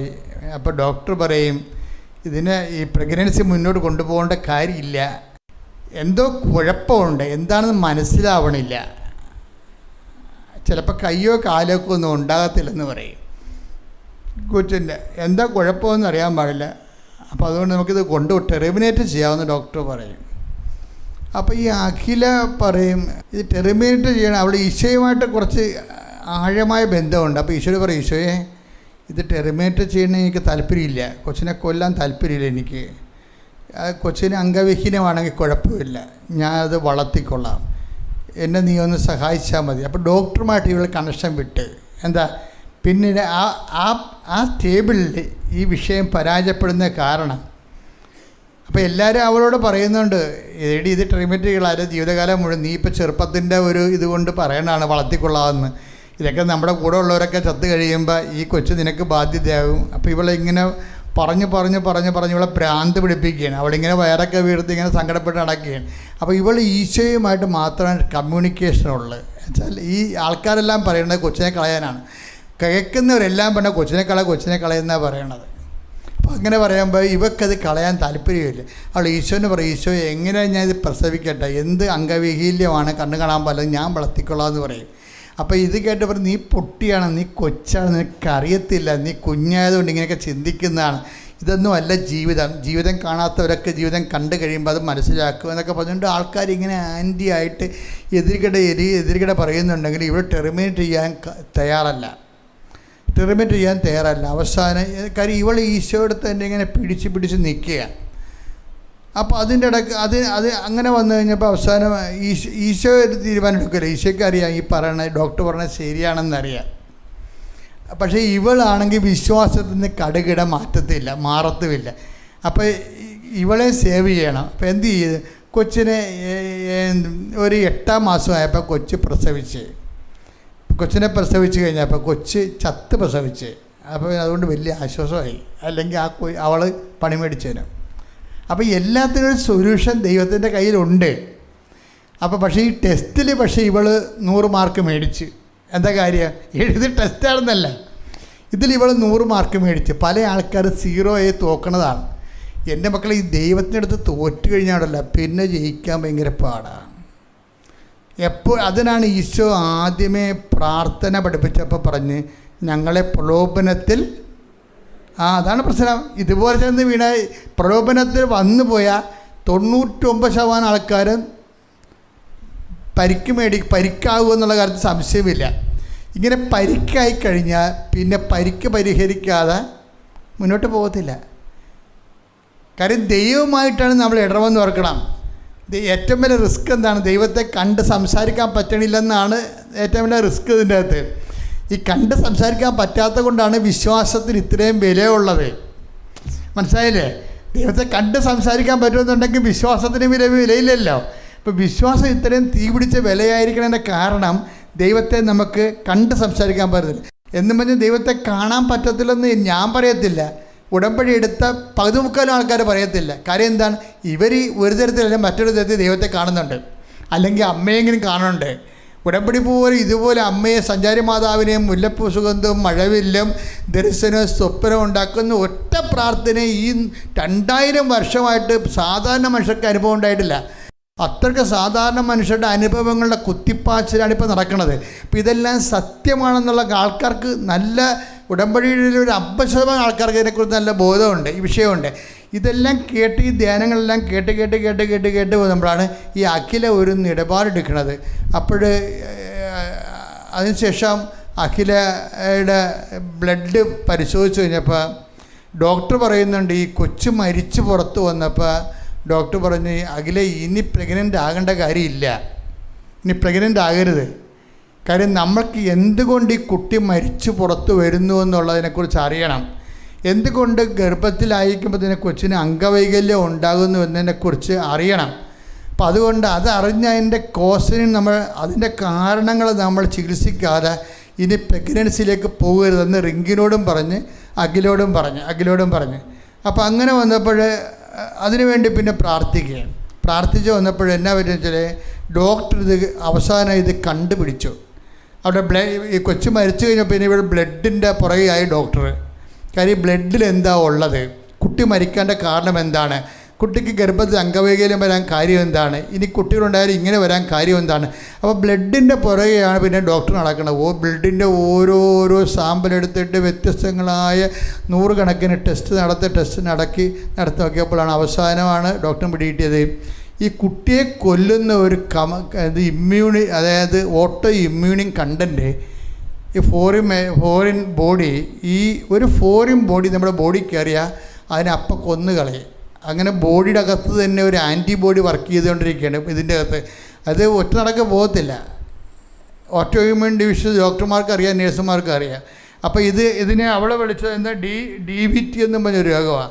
അതായത് ഈ നമ്മുടെ ബോഡിയുടെ അകത്ത് തന്നെ ബോഡിക്കെതിരെ പ്രവർത്തിക്കുന്ന മറ്റൊരു ബോഡി വർക്ക് ചെയ്യുകയാണ്. അപ്പം അത് വന്നപ്പോൾ ഇനി കുട്ടികളുണ്ടാകത്തില്ല. കുട്ടിയെ കണ്ട ശത്രുവിനെ പോലെ ബോഡി കാണണം, ഇതിനെ കൊന്ന് പുറന്തള്ളും. ഇങ്ങനെ 5 അപ്പം അങ്ങനെ അതിൻ്റെ ഇടയ്ക്ക് ഈ അഖില ഇതുപോലെ കുട്ടി പ്രസവിച്ച് മരിക്കണം വേറെ ഒരു ചേച്ചീനെ കണ്ടേ. ആ ചേച്ചിയുടെ കുട്ടി 5 പ്രാവശ്യം പ്രസവിച്ചു. 7 കൊല്ലത്തിനുള്ളിൽ 5 പ്രാവശ്യം പ്രസവിച്ചു. 5 പ്രാവശ്യം പ്രസവിച്ചിട്ട് കൊച്ച് മരിച്ചു. അപ്പം 5 കൊച്ചൊക്കെ മരിച്ചു. അങ്ങനെ അതുകൊണ്ട് ഇവള് ഇടയ്ക്ക് അവളോടാണ് ചോദിക്കണം, കാര്യം സെയിം രോഗമാണ് 2 പേർക്കും. അപ്പം അവൾ പറയും, ഇത് നടക്കത്തില്ല, ഇതിന് മരുന്നില്ല എന്ന് പറയും. അപ്പം മരുന്നില്ല എന്ന് പറയുമ്പോൾ ഇത് ശരിയാണ്, ഇതിനൊക്കെ പല ഓട്ടോ ഇമ്മ്യൂൺ ഡിസീസിനും അറിയാം, അതിന് വൈദ്യശാസ്ത്രത്തിൽ മരുന്നില്ല ശരിക്കും പറഞ്ഞാൽ. അപ്പോൾ ഇങ്ങനെ ഒരു ഡൈക്കോട്ടമി ചെന്ന് അഖില ചെന്ന് ചാടുകയാണ്. ഇവർക്ക് 20 വയസ്സ് 25 വയസ്സ് 27 ഉള്ളെന്ന് ഓർക്കണം. പക്ഷേ എന്നാലും വിശ്വാസത്തിൽ ഇവർക്കൊരു 10-65 വയസ്സിൻ്റെ ഒരു ഇത് കാണിക്കുന്നുണ്ട്. വിശ്വാസത്തിൽ. അപ്പോൾ ഇവളെന്ത് വെച്ചാൽ അപ്പോഴാണ് ഇവൾ ഉടമ്പടിയെക്കുറിച്ച് അറിയണത്. അങ്ങനെ വന്ന് ഉടമ്പടി എടുക്കും. ഉടമ്പടി എടുത്തതിന് ശേഷം അപ്പോൾ ഇപ്പോൾ എന്താ ഉടമ്പടി എടുത്തതിന് ശേഷം ഈ ഉടമ്പടി തൈലം എടുത്തിട്ട് ഇവൾ വയറയിലും എല്ലാ സ്ഥലങ്ങളിലൊക്കെ പെരട്ടി വിശ്വാസ പ്രമാണത്തിൽ പെരട്ടി കഴിയുമ്പോൾ എന്നാ സംഭവത്തിൽ ഇവൾക്കുണ്ടായിരുന്ന അസുഖം എന്താണ്? ഈ ഓട്ടോഇമ്മ്യൂൺ ഡിസീസ് ഉണ്ടായിരുന്ന കാരണം ബ്ലഡ് ക്ലോട്ട് ചെയ്യുന്നുണ്ടായിരുന്നു, എപ്പോഴും ക്ലോട്ട് ചെയ്യും. അതിൻ്റെ കുഴപ്പം അതാണ്, ബ്ലഡ് തന്നെത്താൻ ക്ലോട്ടാവും. ഇപ്പോൾ കുറേ ആൾക്കാരൊക്കെ ഇങ്ങനെ മരിക്കണില്ല, ബ്ലഡ് സ്വാഭാവികമായിട്ട് ക്ലോട്ടിങ്ങിൻ്റെ കുഴപ്പത്തിൽ. ചിലർക്ക് ക്ലോട്ടിങ് നടക്കണില്ല, ചിലർക്ക് പെട്ടെന്ന് ക്ലോട്ടാകുന്നു. അപ്പോൾ ഇതുപോലൊരു ഡിസീസാണിത്. അപ്പോൾ ഇതിന് മരുന്നില്ല. ബ്ലഡ് കാലിൽ തന്നെ പല സ്ഥലങ്ങളിൽ ബ്ലഡ് ക്ലോട്ടായി കിടക്കുകയാണ്. അത് കാരണം ബ്ലഡ് ഓടുന്നകത്ത് കാരണം കാല് നീല നിറമായി, പിന്നെ കറുത്ത നിറമായി. പിന്നെ ഡോക്ടർ പറഞ്ഞു 2 കാലും മുറിക്കണമെന്ന് പറഞ്ഞു. ഇപ്പോൾ മനസ്സിലായില്ലേ? അപ്പോൾ എന്തുമാത്രം സീരിയസ് ആണ് വിഷയമെന്ന്. അവിടെ ഇവിടെ എല്ലാം കയറി മുട്ടുകയാണ്. ഊടിൽ കൊച്ചു ഉണ്ടായിക്കഴിഞ്ഞാൽ ഉടനെ ഊടിലെ ബ്ലഡ്, നമ്മുടെ പൊക്കിൾക്കൊടിയിലെ ബ്ലഡ് ക്ലോട്ടാകും, ആ കൊച്ചിനെ കൊന്നു കളയാൻ വേണ്ടി. ഊട് വഴിയാണല്ലോ കൊച്ചു ഭക്ഷണം എടുക്കണത്. അപ്പം അതുകൊണ്ട് അത് വലിയ ഇഷ്യൂ ആയി. പക്ഷേ ഇവളത് പെരുട്ടി കഴിഞ്ഞപ്പോൾ ഉടനെ ഇവളുടെ ക്ലോട്ടിങ് എല്ലാം മാറി. മരുന്ന് അതായത് ഈ കാര്യത്തിന് വേണ്ടി മരുന്ന് കഴിക്കേണ്ടെന്ന രീതിയിലായി. ആൾ പഴയതുപോലെ ഫ്രഷായി. അപ്പോൾ ഉടമ്പടി പെട്ടെന്ന് വർക്ക് ചെയ്ത് കാര്യം എന്താ പ്രശ്നം വെച്ചാൽ ഇവൾക്കൊരു മിനിമം വിശ്വാസം നേരത്തെ ഉണ്ടല്ലോ. അതാണ് ഈ ഉടമ്പടി പെട്ടെന്ന് ലൈറ്റ്നിങ്ങായിട്ട് വർക്കായത്. നിങ്ങളെപ്പോഴും ശ്രദ്ധിക്കേണ്ട വിഷയം എന്താ? ദൈവം ഈ വിശ്വാസം ഇതിൻ്റെ അകത്ത് വളരെ കാതലായൊരു വിഷയമാണ്. നിങ്ങൾ വിഷയമായിട്ടിരിക്കുന്ന വിശ്വാസത്തെ തട്ടി നോക്കിയിട്ട് വിഷയം ഇങ്ങനെ പത്തി വിടർത്തി നിൽക്കുമ്പോൾ നമ്മൾ പേടിച്ചിട്ട് വിശ്വാസം താഴ്ന്നു പോകുന്നതായിട്ടാണ് നമ്മൾ ആൾക്കാരിൽ കണ്ടിരിക്കുന്നത്. പക്ഷേ ഈ അഖിലയ്ക്ക് അങ്ങനെയല്ല. അഖില ഇതുപോലെയുള്ള അനുഭവങ്ങൾ കടന്നു പോകുമ്പോഴും വിശ്വാസം ശക്തിപ്പെട്ടുകൊണ്ടേയിരിക്കും. കാരണം വിശ്വാസത്തിനൊരു വിഷയം, ഇതിൻ്റെ ഒരു ഗ്രാൻഡ് സ്കീമുണ്ട്. ഗ്രാൻഡ് സ്കീം എന്ന് വെച്ചാൽ നമ്മൾക്ക് ചില സബ്സിഡി, ചിലത് ഗ്രാൻഡ് എന്നൊക്കെ പറയത്തില്ല, അതുപോലെ ലോണ്. അതുപോലെ തന്നെ വിശ്വാസത്തിന് എവിടെയെങ്കിലും ഇടർച്ച വന്നാൽ അവളുടെ പഴയ ഫയലനുസരിച്ച് ദൈവമായിട്ട് ഇങ്ങനെ യോജിച്ച് പോകണം എന്ന് ദൈവത്തിന് ഇട്ടെറിഞ്ഞ് കളയണ ആളല്ല എന്ന് കണ്ടാൽ ദൈവം ഹെൽപ്പ് ചെയ്തുകൊണ്ടിരിക്കും. കാര്യം അത് ഓട്ടോമാറ്റിക്കായിട്ട് വരുന്ന ഹെൽപ്പിംഗ് ആണ്. കാര്യം നമ്മൾ പഴയ കാലങ്ങളിലൊക്കെ നിസ്സാര കാര്യങ്ങളൊക്കെ നിങ്ങൾ പ്രാർത്ഥന മുടക്കുകയും ചില കാര്യങ്ങളൊക്കെ മാസങ്ങളോളം പ്രാർത്ഥിക്കാതൊക്കെ ഇരിക്കുകയൊക്കെ ചെയ്യണില്ലേ, അതൊക്കെ എന്ത് അപകടമാണെന്നറിയാമോ? അപ്പം നിങ്ങൾക്ക് ഇത്തിരി സുഖം തോന്നും അല്ലേ? ഇന്ന് പോയി സിനിമയും കണ്ടുവച്ചും വന്നിരുന്നുവെച്ചും കൊന്ത പോലും ചെല്ലാ കിടന്ന് ഉറങ്ങുമ്പോഴൊക്കെ ഒരു സുഖമില്ലേ? ഈ കുറച്ച് കഴിയുമ്പോൾ ഒരു ഇഷ്യൂ ഉണ്ടാകുമ്പോഴാണ് ഈ ആൾക്കാർ പണി മേടിക്കാൻ പോണത്. അതാണ് എൻ്റെ വിഷയം വരണത്. ഫയർ എഞ്ചിനെ പെരക്കത്തി പിടിക്കുമ്പോൾ ഫയർ എഞ്ചിൻ്റെ മൊബൈലെ ഫയർ എഞ്ചിൻ 100, 150, 108 വിളിക്കും, 104 അത് വേറെ ഇങ്ങനെ ചോദിച്ചിരിക്കണേ, കത്ത് പിടിച്ചോണ്ടിരിക്കണേ. ഈ 108 മൊബൈൽ എടുത്തു വെക്കുമ്പോഴാണ് മൊബൈലിൽ അപ്പോൾ ചാർജും ഇല്ല, നെറ്റും ഇല്ല, തീർന്ന പരിപാടി. പെരക്കത്തി പിടിക്കുമ്പോഴേ മൊബൈൽ നമ്പർ പോലീസിനെ വിളിക്കാൻ, ഫയർ എഞ്ചിനെ വിളിക്കാൻ വേണ്ടി മൊബൈൽ എടുക്കുമ്പോൾ നെറ്റില്ലെങ്കിൽ ഉള്ള അവസ്ഥ എന്തായിരിക്കും? ഇതുപോലെ ഇരിക്കും നിങ്ങൾ ഇടക്കും തലക്കും ദൈവമായിട്ട് നിൽക്കാൻ നക്കാപ്പിച്ച കാര്യത്തിന് ഉടക്കി പ്രാർത്ഥനയും ജീവിത രീതിയൊക്കെ മുടക്കുമ്പോൾ ഉടമ്പടിയോടുകൂടി ഇതെല്ലാം റീസ്റ്റേറ്റ് ചെയ്യണം. പണ്ടേ ഇത് കലാപരിപാടിയായിട്ട് ആൾക്കാരുണ്ടാവും. ഇങ്ങനെ സ്ഥിരം എന്തെങ്കിലും കാര്യത്തിന് കുറച്ച് നാൾ ദൈവത്തോട് അടുത്ത് കുറേ ആൾക്കാർ, പിന്നെ കുറേ നാൾ പിശാചിനെ കൂടെ നടന്ന്, പിന്നെ ഒരു വിഷയമുണ്ട് ദൈവത്തോട് അടുത്ത്. ഇങ്ങനെ അങ്ങോട്ടും ഇങ്ങോട്ടും ആടിക്കളിക്കണ കൊച്ചുരാമന്മാരൊക്കെ എന്താ ചെയ്യേണ്ടതെന്ന് വെച്ച് കഴിഞ്ഞാൽ ഉടമ്പടിയോടുകൂടി അവർ കറക്റ്റ് ചെയ്യണം. ദൈവമായിട്ട് സത്യസന്ധമായി ജീവിക്കാനും കഴിഞ്ഞ കാലങ്ങളിൽ വന്നിട്ടുള്ള കാപട്യങ്ങളെ പരിഹാരം ചെയ്യാനും എല്ലാം പുതുതായിട്ട് തുടങ്ങിക്കൊണ്ട് ദൈവത്തെ നേരിട്ട് ദൈവമായിട്ട് കമ്മ്യൂണിക്കേറ്റ് ചെയ്യാൻ പറ്റിയ ഒരു കാലം നമ്മുടെ ജീവിതത്തിൽ ദൈവം ഉണ്ടാക്കി തന്നിരിക്കുകയാണ്. അതിനാണ് ഞാൻ നിങ്ങളോട് എപ്പോഴും പറയുന്നത്, മക്കളെ സാക്ഷ്യം കേൾക്കണേ. കാര്യം സാക്ഷ്യം എത്ര തവണ കേട്ടാലും നമുക്ക് ഉണ്ടാകുന്ന ഗുണം ദോഷം ഉണ്ടാകുന്ന ഗുണമേ ഉണ്ടാകത്തുള്ളൂ. എന്താ കാരണം വെച്ച് കഴിഞ്ഞാൽ ഓരോ മനുഷ്യന്മാർ ദൈവത്തെ കണ്ടുപിടിച്ചതും ആ ദൈവത്തെ അവർ ഫോളോ ചെയ്തതും അവസാനം ദൈവം അവരെ ദുർഘടമായ കാലങ്ങളിൽ നിന്ന് കൈപിടിച്ച് ഉയർത്തിയതും എന്തെല്ലാം വലിയ ഐതിഹാസികമായിട്ടുള്ള ഓപ്പറേഷൻസാണ് സാക്ഷ്യത്തിലുള്ളത്. അപ്പോൾ ഇത് ഇവള് ഉടമ്പടി തൈലം ഇവൾ ഒരിക്കലും വിചാരിച്ചില്ല ഉടമ്പടി തൈലം പുരട്ടുമ്പോൾ തന്നെ ഈ ഓട്ടോ ഇമ്മ്യൂൺ ഡിസീസ് പോകുമെന്ന്. പിന്നെ ഡോക്ടർ പറഞ്ഞ കാലം മുറിക്കണ്ട, ഇപ്പോൾ എല്ലാം ഓക്കെ ആയി, ക്ലോട്ടിങ് ഇല്ലെന്ന് പറഞ്ഞു. ഡോക്ടർ തന്നെ അറിയാൻ പറ്റില്ല എന്താ സംഭവിച്ചെന്ന് അറിയാൻ പാടില്ല. അതപ്പോൾ അമ്മ ഈ വിഷയം ഏറ്റെടുത്താൽ, ഞാൻ എപ്പോഴും നിങ്ങളോട് ശാസിക്കുന്നതിൻ്റെ കാരണം, നിങ്ങളിതിനകത്ത് കാപട്യം കാണിക്കരുത്, ഡയബോളിസം കാണിക്കരുത്. ഇപ്പം എല്ലാ പിശാച് ബാധിതരെക്കുറിച്ച് പിശാച് ബാധിത ആൾക്കാർ വരുമ്പോൾ പറയാം അത് ഡയബോളിക്കാണെന്ന് പറയും. എന്നുവെച്ചാൽ ഒരു വ്യക്തി തന്നെ സ്പ്ലിറ്റ് പേഴ്സണാലിറ്റി ഉണ്ടാകും. സ്പ്ലിറ്റ് പേഴ്സണാലിറ്റി ദൈവതിരുസ്ഥനത്തിൽ ഇങ്ങനെ വലിയ പഞ്ചപ്പെട്ട് വലിയ വിനയമൊക്കെ നടിച്ച് വലിയ ഭക്തിയും പ്രാർത്ഥനയൊക്കെ ഉണ്ടാകും. അവിടെ യഥാർത്ഥ ജീവിതത്തിൽ അവർ വേറെ ഒരു അവതാരമായിരിക്കും. അത് ഡയബോളിക്കുകൾ നമ്മുടെ ഈ ആൾക്കാരുടെ കൂട്ടത്തിൽ 60% ഈ വിശ്വാസികളുടെ കൂട്ടത്തിൽ 60% ഡയബോളിക്കലുണ്ട്, സ്പ്ലിറ്റ് പേഴ്സണാലിറ്റീസ് ഉണ്ട്. കാര്യം വെച്ചാൽ ദൈവത്തിരുസ്ഥനിധിയിൽ ഒരു തരത്തിൽ ഇങ്ങനെ പാഞ്ചാപ്പെട്ട് വലിയ കാര്യത്തിൽ കണ്ണിലൊക്കെ ഒഴുക്കി ആനകൂനെന്നൊക്കെ പറഞ്ഞ് പറഞ്ഞ് നിൽക്കും. പക്ഷെ അവിടെ യഥാർത്ഥ ജീവിതം വരുമ്പോൾ അവർ തനി ഗുണം കാണിക്കുകയും. അപ്പോൾ ഇത് ഒരു സ്വഭാവമായിരിക്കണം. അത് ഭയങ്കര വെല്ലുവിളിയാണ് ഉടമ്പടിയിലാണ്. നിങ്ങൾ ആരാണെന്ന് നിങ്ങൾ കണ്ടെത്തണം. ആ യഥാർത്ഥ നിങ്ങൾ ഒരിക്കലും ഉടമ്പടി ചെയ്യാൻ പറ്റുന്ന ആളായിരിക്കത്തില്ല മിക്കവാറും. ഇതാണ് ഇതിൻ്റെ അത് റിസ്ക് എന്ന് പറയണത്. യഥാർത്ഥം നിങ്ങൾ ആരാണെന്ന് നിങ്ങൾ കണ്ടെത്തണം. സ്ഥല ഉടമ്പടി ഉണ്ടായപ്പോഴും ഉടമ്പടി ഉണ്ടായപ്പോഴും കച്ചവടം ചെയ്തപ്പോഴും മറ്റ് കല്യാണം നടത്തിയപ്പോഴും നിങ്ങൾ അവിടെയെല്ലാം ഉപയോഗിക്കുന്നത് ദൈവത്തിൻ്റെ മാനദണ്ഡങ്ങളല്ല. നിങ്ങളുടെ സൂത്രപ്പണികളും അടക്കുവിദ്യകളും ചതിപ്രയോഗങ്ങളൊക്കെയാണ് നിങ്ങൾ ഉപയോഗിക്കുന്നത്. അതാണ് യഥാർത്ഥം നിങ്ങളെന്ന് പറയണത്. അത് ഉടമ്പടിക്ക് യോഗ്യമായ ആളല്ല. ഉടമ്പടി കുമ്പസാരം എന്ന് പറയണത് ഉടമ്പടിക്ക് പറ്റാത്ത രീതിയിലുള്ള പ്രാകൃതമായ ജനിതകമായ പാരമ്പര്യ രോഗങ്ങളുള്ളവരാണെന്ന് നോക്കണം. പാരമ്പര്യ രോഗം എന്ന് പറഞ്ഞാൽ വാ പൊളിച്ചാൽ നുണയെ പറയത്തുള്ളൂ, വാ പൊളിച്ചാൽ ചതി ചിന്തിക്കത്തുള്ളൂ, നേരെ പോകേണ്ടവനാണെങ്കിൽ വളഞ്ഞേ പോകത്തുള്ളൂ. ഒരു മനുഷ്യമായ ഡീലിങ്സിൽ അവനെ എങ്ങനെ കൊടുക്കാം, എനിക്കെന്ത് 10 പൈസ ഉണ്ടാക്കാമെന്ന് ചിന്തിക്കത്തുള്ളൂ. അതാണ് പാരമ്പര്യ രോഗമെന്ന് പറയണത്. ഈ പാരമ്പര്യ രോഗികൾ പ്രത്യേകിച്ച് ശ്രദ്ധിക്കണം. അവരെ ഒന്ന് പ്രാർത്ഥിച്ചേ, കർത്താവായ ദൈവമേ,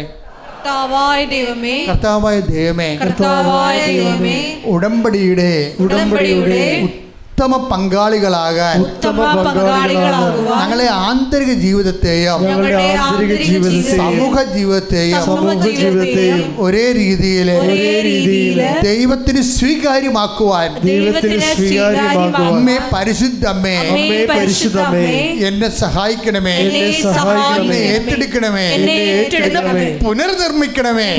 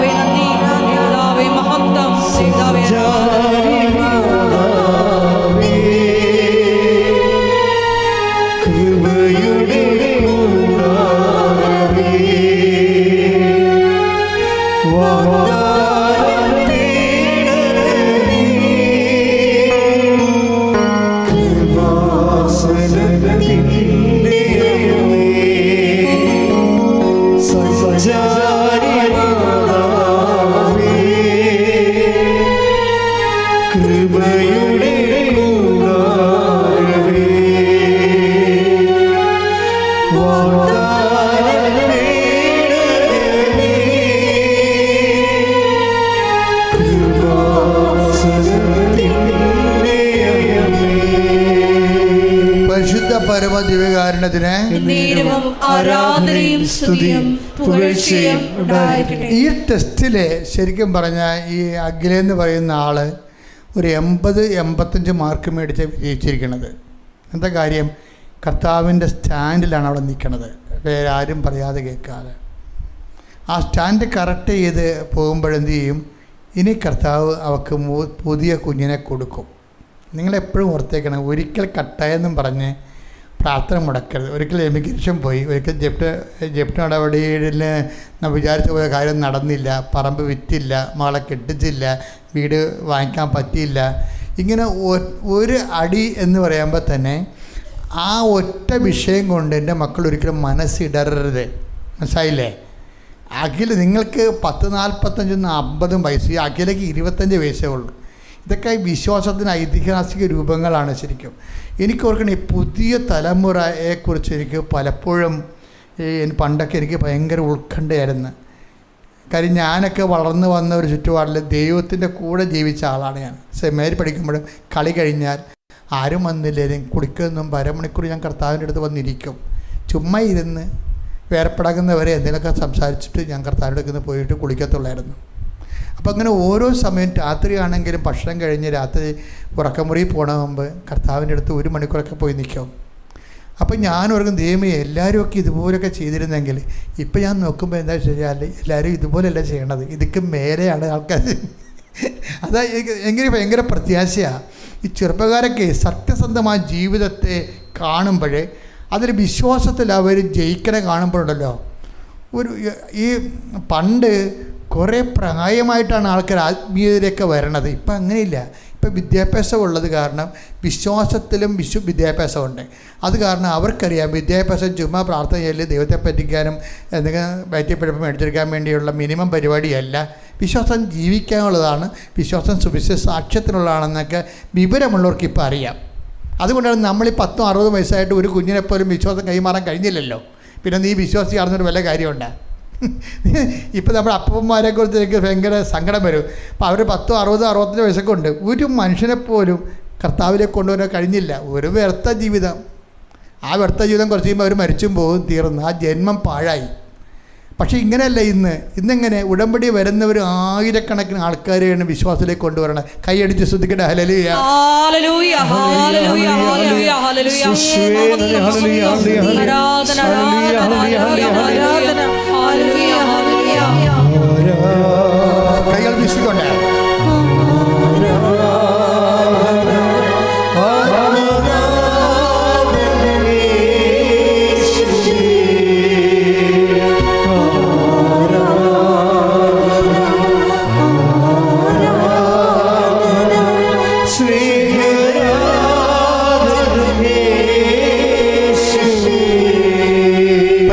പരമദിവ്യകാരുണ്യത്തിന് ആരാധനയും സ്തുതിയും പുകഴ്ചയും ഉണ്ടായിരിക്കട്ടെ. അതിനുശേഷം ഇവർ ഈ അഖില കർണാടകയിൽ പോയി.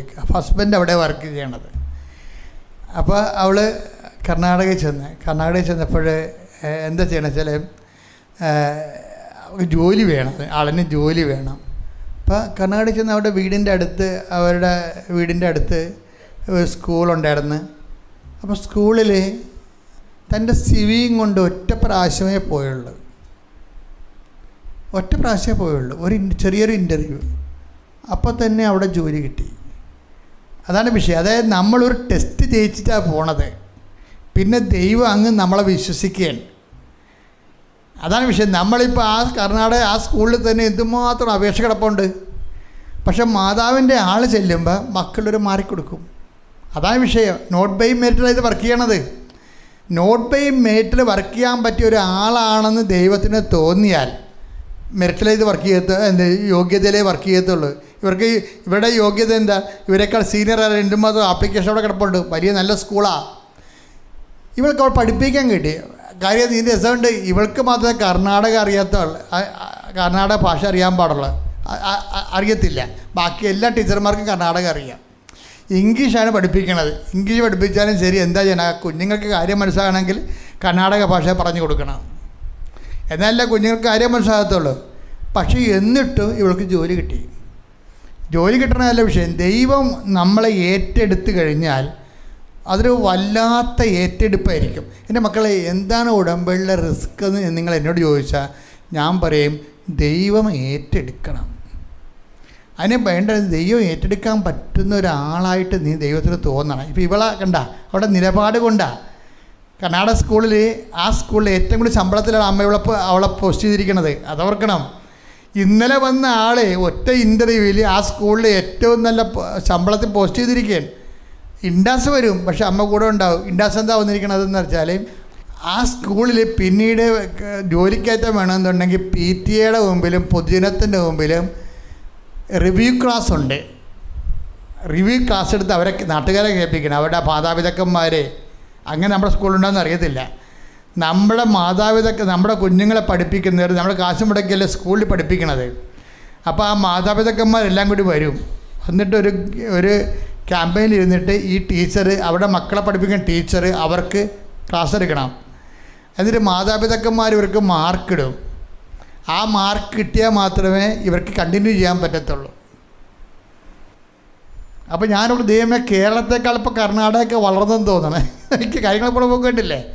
അപ്പോൾ റിവ്യൂ ക്ലാസ് വന്നപ്പോൾ അവൾ ഈശോയോട് പറഞ്ഞു, ഈശോയെ എന്ത് ഇവളുടെ ഒരു പ്രശ്നമുള്ളത് വെച്ച് കഴിഞ്ഞാൽ ഈ ക്ലാസ്സുകൾ ഉന്നതമായ മാർക്ക് കിട്ടാൻ വേണ്ടി ആ സ്കൂളിലുള്ള ഹെഡ് മാസ്റ്ററും സ്റ്റാഫും നിയമമുണ്ടായി, ഞായറാഴ്ച ക്ലാസ് എടുക്കണമെന്ന് പറഞ്ഞ്, സ്പെഷ്യൽ ക്ലാസ് എടുക്കണമെന്ന് പറഞ്ഞു, ഞായറാഴ്ച സ്പെഷ്യൽ ക്ലാസ് എടുക്കണമെന്ന് പറഞ്ഞു. അപ്പോൾ അവരെല്ലാവരും എടുക്കുന്നുണ്ട്. അപ്പോൾ ഈ അഖില പറഞ്ഞു, സാർ എനിക്ക് പറ്റത്തില്ലെന്ന് പറഞ്ഞു. അവിടെയാണ് വിഷയം, അതാണ് വിഷയം. സാർ എനിക്ക് പറ്റത്തില്ല, ഞായറാഴ്ച ഞാൻ പ്രാർത്ഥിക്കുന്ന ദിവസമാണ്, അത് കർത്താവിൻ്റെ ദിവസമാണ്, ഞാൻ ക്ലാസ് എടുക്കാൻ പറ്റത്തില്ല, ഞാൻ വേണമെങ്കിൽ നൈറ്റ് എടുക്കാം, ശനിയാഴ്ച നൈറ്റ് വരെ എടുക്കാമെന്ന് പറഞ്ഞു. ഇവിടെ ക്ലാസ് ഈ പാരൻസ് നല്ലതാണെന്ന് പറഞ്ഞ് ഇതിനിടയ്ക്ക് റിവ്യൂ ക്ലാസ്സിൽ ഇവർക്ക് നല്ല മാർക്ക് കിട്ടി കഴിഞ്ഞപ്പോൾ ആ ഒരു പോയിൻ്റുള്ള കാരണം ഇവർ പറഞ്ഞു, എന്നാൽ നീ മാത്രം ഞായറാഴ്ച വരണ്ടെന്ന് പറഞ്ഞു. ഇത് ടെസ്റ്റാണേ. നമ്മൾ ഞായറാഴ്ച ക്ലാസ് എടുക്കുമോ എന്ന് കർത്താവ് നോക്കിയിരിക്കുകയാണ്. ഒരു ടെസ്റ്റ് കഴിയുമ്പോൾ അടുത്ത ടെസ്റ്റ് വരെ കണ്ട ഈ നമ്മളെ വ്യാജമായ അഭിനയമാണെങ്കിൽ ഇപ്പം ഞാൻ ക്ലാസ് എടുത്തോളാം സാറേ, എനിക്ക് ഞായറാഴ്ച അല്ല വലുത്, എൻ്റെ ജോലിയാണ് വലുതെന്ന് പറയും. എനിക്ക് അതാണ് വിഷയം. എല്ലാവരും അത് ഒരു ടെസ്റ്റിൽ അഭ്യാസം കൊണ്ട് ജയിച്ചാൽ അടുത്ത ടെസ്റ്റ് ആ ജയിച്ച് സത്യസന്ധമാണെന്ന് പറയാൻ വേണ്ടി കർത്താവ് അടുത്ത ടെസ്റ്റ് എഴുതും. എന്താ കാര്യം? ഞായറാഴ്ചയും കടമുള്ള ദിവസങ്ങളിലും എന്ന് പറഞ്ഞുകൊണ്ട് കർത്താവിൻ്റെ ദിവസം പരിശുദ്ധമായി ആചരിക്കണം. അത് കൽപ്പനയാണത്. അപ്പോൾ എനിക്ക് പിള്ളേർക്ക് ട്യൂഷൻ കൊടുക്കണം, പിള്ളേർക്ക് സെഷൻ ഫീസ് കൊടുക്കണം, ഞാൻ ജോലിക്ക് പോയില്ലേ, ആര് പോകുമെന്നൊക്കെ പറഞ്ഞുകൊണ്ട് അണ്ണന്മാരെല്ലാം ഞായറാഴ്ച പണിക്ക് പോകുന്നുണ്ട്. ഒരു കുഴപ്പമില്ല, നിങ്ങൾ പോയിക്കോ. നിങ്ങൾ ബന്ധം പിന്നീട് മസിൽ പിടിച്ച് ദൈവത്തിൻ്റെ ആളാണെന്ന് പറഞ്ഞ് നിങ്ങൾ വന്ന് ഉടമ്പടി എടുക്കരുത്. എൻ്റെ ആവശ്യമില്ലല്ല. നിങ്ങളുടെ വഴിക്ക് പോവുക. ആരും വിളിച്ചേക്കട്ടെ. ഞാൻ നിങ്ങൾക്ക് വക്കീൽ നോട്ടീസ് അയച്ചാ? ഞാൻ നിങ്ങൾക്ക് ആർക്കും വക്കീൽ നോട്ടീസ് അയച്ചില്ലല്ലോ. അപ്പോൾ എപ്പോഴും നമ്മൾ ശ്രദ്ധിക്കേണ്ട വിഷയം കർത്താവിൻ്റെ ദിവസമുണ്ട്. അതായത് ആ ദിവസത്തിൽ ഇവിടെ പറഞ്ഞു, സാറേ അത് ഞാൻ വരത്തില്ല, ഞാൻ വേണമെങ്കിൽ ശനിയാഴ്ച രാത്രി വന്ന് സ്പെഷ്യൽ ക്ലാസ് എടുത്തോളാം, എനിക്ക് പ്രശ്നമില്ല. അപ്പോൾ ഇവിടെ കർത്താവിനോട് പറഞ്ഞ്, ഈശോ ഞാൻ നിൻ്റെ കൂടെ നിൽക്കത്തുള്ളൂ, എന്ത് ജോലി എന്ന് പറഞ്ഞാലും ശരി, എനിക്ക് നീയാണ് നിൻ്റെ കർത്താവ് ദൈവം, ഞാനാകുന്നു, ഞാനില്ലാതെ മറ്റൊരു ദൈവം നിനക്കുണ്ടാവരുത്. അതാണ് ആ ഒരു നിലനിൽക്കുകയാണ്. അപ്പോഴെന്നാ പറ്റുമെന്ന് വെച്ച് കഴിഞ്ഞാൽ ഇവിടുത്തെ പ്രശ്നം ഇനി വരാൻ പോണത് മറ്റ് ഞായറാഴ്ച ക്ലാസ് എടുത്ത ആൾക്കാർ ഇപ്പം നമ്മൾ കർത്താവിൻ്റെ കൂടെ നിന്നാൽ കർത്താവ് നമ്മുടെ കൂടെ നിൽക്കും. ഇവിടെ ഞായറാഴ്ച ഇവർക്ക് ലീവ് കൊടുത്ത് നീ ഞായറാഴ്ച വരണ്ടെന്ന് അവർ പറഞ്ഞു. കാരണം റിവ്യൂ ക്ലാസ്സിൽ നിനക്ക് വലിയ കുഴപ്പമില്ല, അതുകൊണ്ട് നീ വരണ്ടെന്ന് പറഞ്ഞു. ഇവളുടെ പ്രശ്നം എന്താ? ഈ സ്പെഷ്യൽ ക്ലാസ്സുള്ള കുഞ്ഞുങ്ങൾ, ഞായറാഴ്ച ക്ലാസ് എടുത്ത കുഞ്ഞുങ്ങൾ മറ്റ് ക്ലാസ്സുകളിലെല്ലാം നല്ല ശതമാനം മേടിക്കുകയും ഇവിടെ ക്ലാസ്സിലെ കുഞ്ഞുങ്ങൾക്ക് ശതമാനം കുറഞ്ഞു പോയാൽ ഇവിടെ പുറത്താവും, സംശയമില്ലല്ലോ. ഇവിടെ നമുക്കൊന്നും ചെയ്യാൻ പറ്റത്തില്ല. ഇവിടെ ആര് ചെയ്യണം? ഇവിടെ നമ്മൾ വിശ്വസിച്ച് ദൈവം തന്നെ ചെയ്യണം. ദൈവം ഒന്നൊന്നര ചെയ്ത് ഞായറാഴ്ച ക്ലാസ്സിൽ കഴിഞ്ഞ് ഇവളുടെ കുഞ്ഞുങ്ങൾ മാത്രം 100% ജയിച്ച്. അതായത് ഇത് വിശ്വാസ ജീവിതമാണെന്ന്, എന്തുകൊണ്ടാണ് ഇടയ്ക്കിടയ്ക്ക് ടെസ്റ്റ് വരണത്?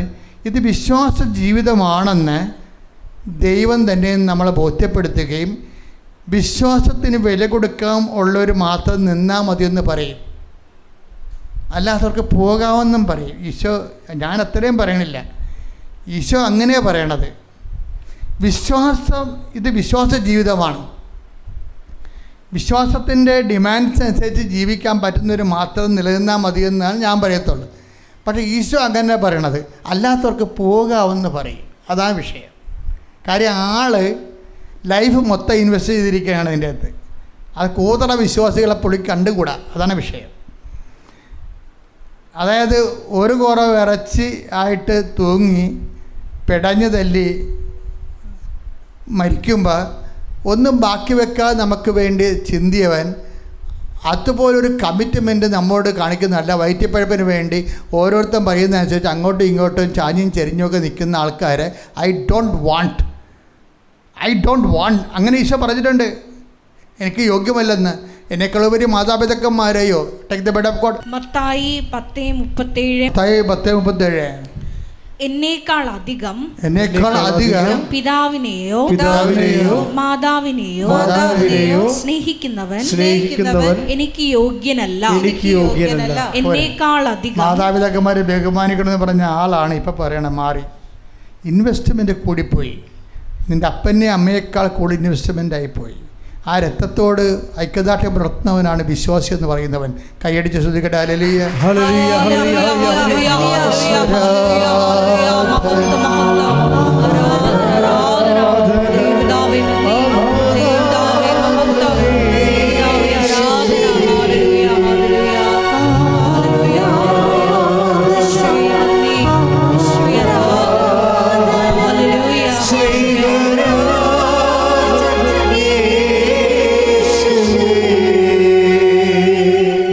ഭക്തിയോടെ എഴുന്നേൽക്കുക. പരിശുദ്ധ പരമാ ദിവ്യ കാരുണ്യത്തിന് നേരവും ആരാധനയും സ്തുതിയും പുകഴ്ചയും ഉണ്ടായിരിക്കട്ടെ. പരിശുദ്ധ പരമാ ദിവ്യ കാരുണ്യത്തിന് നേരവും ആരാധനയും സ്തുതിയും പുകഴ്ചയും ഉണ്ടായിരിക്കട്ടെ. പരിശുദ്ധ പരമാ ദിവ്യ കാരുണ്യത്തിന് നേരവും ആരാധനയും സ്തുതിയും പുകഴ്ചയും ഉണ്ടായിരിക്കട്ടെ. നമുക്കെല്ലാവർക്കും കൃപാസനം പ്രത്യക്ഷീകരണ മധ്യസ്ഥ പ്രാർത്ഥന ഏറ്റുചൊല്ലി പ്രാർത്ഥിക്കാം.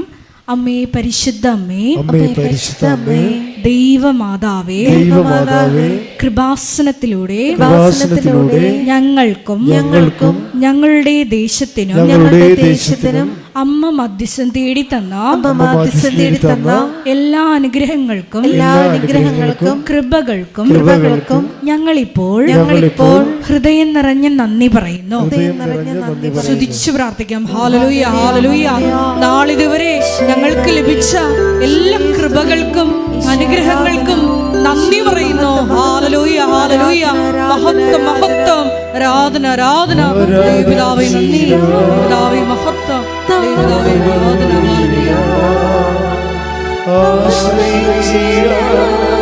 ദിവ്യകാരുണ്യത്തെ ആരാധിച്ചിടാം, താടുകളെല്ലാം ആശ്രയിച്ചിടാം ദിവ്യകാരുണ്യത്തെ. പരിശുദ്ധ പരമാ ദിവ്യ കാരുണ്യത്തിന് നേരവും ആരാധനയും സ്തുതിയും പുകഴ്ചയും ഉണ്ടായിരിക്കട്ടെ. പരിശുദ്ധ പരമാ ദിവ്യ കാരുണ്യത്തിന് നേരവും ആരാധനയും സ്തുതിയും പുകഴ്ചയും ഉണ്ടായിരിക്കട്ടെ. പരിശുദ്ധ പരമാ ദിവ്യ കാരുണ്യത്തിന് നേരവും ആരാധനയും സ്തുതിയും പുകഴ്ചയും ഉണ്ടായിരിക്കട്ടെ. അമ്മേ പരിശുദ്ധ അമ്മേ, പരിശുദ്ധ അമ്മേ, ദൈവമാതാവേ, 2004 ഡിസംബർ 7-ാം തീയതി ഉച്ച കഴിഞ്ഞ് 2:30 കൃപാസനത്തിൽ സംഭവിച്ച അമ്മയുടെ പ്രത്യക്ഷപ്പെടലിനെ കുറിച്ച് തിരുസഭയ്ക്ക് സമർപ്പിച്ചിരിക്കുന്ന പഠനരേഖകളുടെ മേൽ വസ്തുനിഷ്ഠവും ദൈവശാസ്ത്ര വിധി പ്രകാരമുള്ളതുമായ അന്വേഷണ പഠനങ്ങൾ നടത്തി ആ പ്രത്യക്ഷപ്പെടലിലൂടെ പ്രകടമായ ദൈവമാതാവിന്റെ പ്രത്യേക കരുതലും സംരക്ഷണവും വെളിപ്പെടുത്തുന്ന പീഡിതരുടെ ആശ്വാസവും പ്രവാചകന്മാരുടെ രാജ്ഞിയും വാഗ്ദാനത്തിന്റെ പേടകവും പ്രപഞ്ച പ്രകൃതിയുടെ മാതാവുമായ പരിശുദ്ധമ്മയുടെ ഭക്തി തിരുസഭയിൽ കൂടുതൽ പ്രചരിച്ച് ജീവിതത്തിന്റെ ദുരിത ദുരന്ത അവസ്ഥകളിൽ അകപ്പെട്ട് കഴിയുന്ന അനേകായിരം മക്കൾക്ക് ദൈവത്തിന്റെ സാന്നിധ്യവും സന്ധിപ്പും കൂടുതൽ അനുഭവിക്കുക വഴി ആത്മീയ വിശുദ്ധിയും ദൈവശക്തിയും കൈവരിക്കുവാൻ ഞങ്ങളുടെ കുടുംബങ്ങളെ ഇടയാക്കണമേ. സ്തുതിച്ചു പ്രാർത്ഥിക്കാം. ഹല്ലേലൂയ, ഹല്ലേലൂയ, ഹല്ലേലൂയ. ദിവ്യകാരുണ്യനാഥ, മരിയൻ ഉടമ്പടിയെടുത്ത് പ്രാർത്ഥിക്കുന്ന ഞങ്ങളുടെ കുടുംബങ്ങളെ വിശുദ്ധീകരിക്കണമേ എന്ന് പ്രാർത്ഥിക്കുന്നു, ശക്തീകരിക്കണമേ എന്ന് പ്രാർത്ഥിക്കുന്നു, ആത്മാവാൽ വഴി നടത്തണമേ എന്ന് പ്രാർത്ഥിക്കുന്നു, വലിയ വലിയ സാക്ഷികളാക്കി ഉയർത്തണമേ എന്ന് പ്രാർത്ഥിക്കുന്നു. Hallelujah, hallelujah. ദൈവപിതാവേ നന്ദി, ദൈവപിതാവേ മഹത്വം, ദൈവപിതാവേ ആരാധന.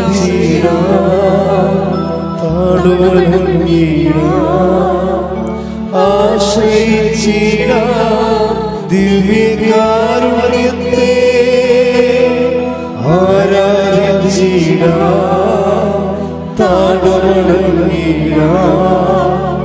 ആശ്രയിച്ചിടാം ദിവ്യകാരുണ്യത്തെ. പരിശുദ്ധ പരമ ദിവ്യകാരുണ്യത്തിന് ആരാധനയും സ്തുതിയും പുകഴ്ചയും ഉണ്ടായിരിക്കട്ടെ. പരിശുദ്ധ പരമ ദിവ്യകാരുണ്യത്തിന് ആരാധനയും സ്തുതിയും പുകഴ്ചയും ഉണ്ടായിരിക്കട്ടെ. പരിശുദ്ധ പരമ ദിവ്യകാരുണ്യത്തിന് ആരാധനയും സ്തുതിയും പുകഴ്ചയും ഉണ്ടായിരിക്കട്ടെ. അമ്മേ പരിശുദ്ധ അമ്മേ, അമ്മേ പരിശുദ്ധ അമ്മേ, ഭൂസ്വർലോകങ്ങളുടെ രാജ്ഞിയായ അങ്ങേയ്ക്ക് ഭൗമ സംരക്ഷണത്തിനായി പ്രപഞ്ച പ്രകൃതിയെ തന്നെ തിരുസഭ പ്രതിഷ്ഠിക്കുവാൻ ഈ പ്രത്യക്ഷീകരണം വഴി ഇടയാക്കണമേ. പരിശുദ്ധ അമ്മേ, ജപമാല മാതാവേ, സകല കൃപാസനം പ്രാർത്ഥനകളോടും ചേർത്ത് ഞങ്ങൾ ഇപ്പോൾ പ്രാർത്ഥിക്കുന്ന ഈ സമൂഹത്തിന്റെ പ്രത്യേക നിയോഗങ്ങളും മൗനമായിട്ട് നമ്മുടെ വ്യക്തിപരമായ പ്രാർത്ഥനാ വിഷയങ്ങളും സമാനമായിട്ടുള്ള ജീവിത ദുരിതങ്ങളിലൂടെ കടന്നു പോകുന്ന മക്കളെയും കൃപാസനത്തിൽ ജീവനോടെ പ്രത്യക്ഷയായ ദൈവമാതാവിൻ്റെ മധ്യസ്ഥയിൽ ദിവ്യകാരുണ്യ സന്നിധിയിൽ സമർപ്പിച്ച് നമുക്കൊരു നിമിഷം പ്രാർത്ഥിക്കാം.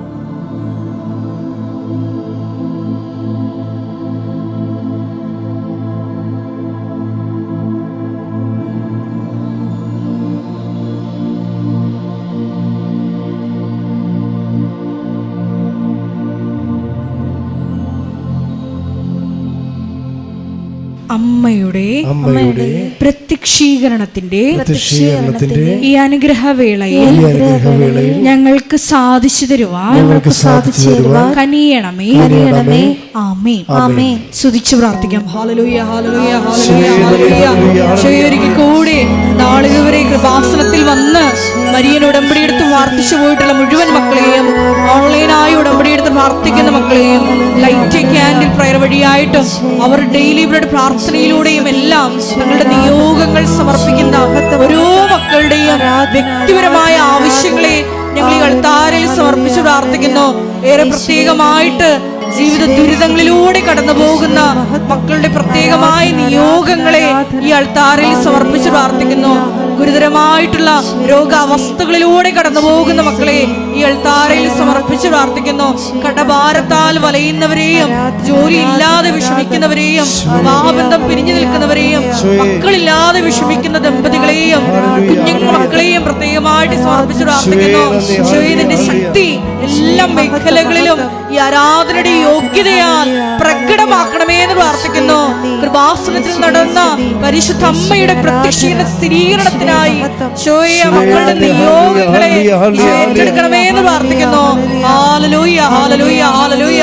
മഹത്വം, മഹത്വം, ആരാധന, ആരാധന. ഹല്ലേലൂയ, ഹല്ലേലൂയ, ഹല്ലേലൂയ. നമുക്ക് എല്ലാവർക്കും എഴുന്നേറ്റ് നിന്നുകൊണ്ട് കരങ്ങളടിച്ചുകൊണ്ട് ദൈവസ്നേഹത്തോടെ സന്തോഷത്തോടെ ദൈവത്തെ മഹത്വപ്പെടുത്തി ഗായക സംഘത്തോട് ചേർന്നുകൊണ്ട് പാടി പ്രാർത്ഥിക്കാം.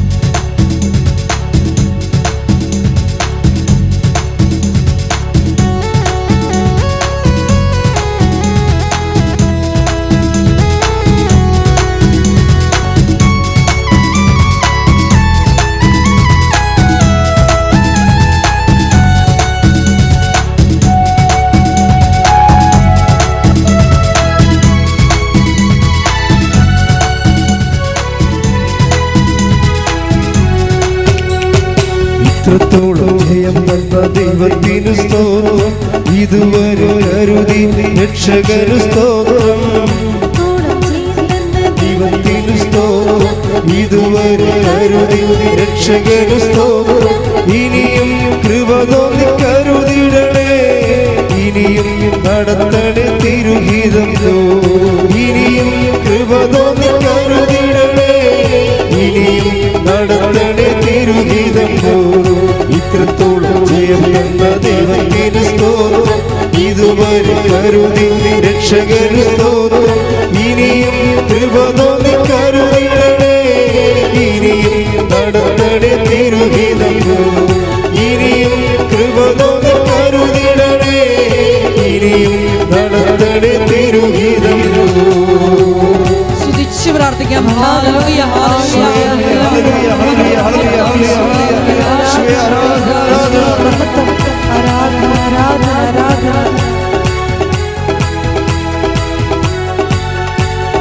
നിന്നതല്ല ദൈവം നമ്മെ നിർത്തിയതാ, നേടിയതല്ല ദൈവമെല്ലാം തന്നതല്ലേ. നിന്നതല്ല ദൈവം നമ്മെ നിർത്തിയതാ, നേടിയതല്ല ദൈവമെല്ലാം തന്നതല്ലേ. ഉച്ചത്തിൽ ചെയ്ത് പാടാം. ഇന്നതല്ല ദൈവം നമ്മെ നേടിയതല്ല ദൈവമെല്ലാം തന്നതല്ലേ. നടത്തിയ വിധങ്ങളെ ഓർത്തിടുമ്പോൾ നന്ദിയോടെ നാദം സ്തുതി പാടിടാം. നടത്തിയ വിധങ്ങളെ ഓർത്തിടുമ്പോൾ നന്ദിയോടെ നാദം സ്തുതി. കൈകൾ ഉയർത്തി. ഇത്രത്തോളം ജയം തന്ന ദൈവത്തിനു സ്തോത്രം, ഇതുവരെ കരുതി രക്ഷകനു സ്തോത്രം. ഇത്രത്തോളം ജയം തന്ന ദൈവത്തിനു സ്തോത്രം, ഇതുവരെ കരുതിയ രക്ഷകനു സ്തോത്രം. ഇനിയും കൃപ തോന്നി കരുതിടണേ, ഇനിയും നടത്തണേ തിരുഹിതം. ഇനിയും കൃപ തോന്നി കരുതിടണേ, ഇനിയും നടത്തണേ തിരുഹിതം. ഹല്ലേലൂയ, ഹല്ലേലൂയ, ഹല്ലേലൂയ. ഈ കൃപാസനത്തിന്റെ എല്ലാ നിർമ്മാണ പ്രവർത്തനങ്ങളെയും പ്രത്യേകമായിട്ട് സമർപ്പിച്ചു പ്രാർത്ഥിക്കുന്നു. സമയബന്ധിതമായി എല്ലാം പൂർത്തീകരിക്കുവാനുള്ള വലിയ കൃപയ്ക്ക് വേണ്ടി പ്രാർത്ഥിക്കുന്നു. കൃപാസനത്തിന്റെ സാമൂഹിക, സാംസ്കാരിക, ആത്മീയ അടിച്ചുപൊളിയെ പ്രത്യേകമായിട്ട് സമർപ്പിച്ചു പ്രാർത്ഥിക്കുന്നു. എല്ലാ മേഖലകളിലും പരിശുദ്ധ അമ്മയുടെ ഇടപെടൽ ഉണ്ടാകുവാനുള്ള വേണ്ടി പ്രാർത്ഥിക്കുന്നു. ഹല്ലേലൂയ, ഹല്ലേലൂയ, ഹല്ലേലൂയ, ഹല്ലേലൂയ, ഹല്ലേലൂയ, ഹല്ലേലൂയ, ഹല്ലേലൂയ. യേശുവേ ആരാധന, യേശുവേ മഹത്വം, മഹത്വം, മഹത്വം, മഹത്വം. ഹല്ലേലൂയ, ഹല്ലേലൂയ, ഹല്ലേലൂയ.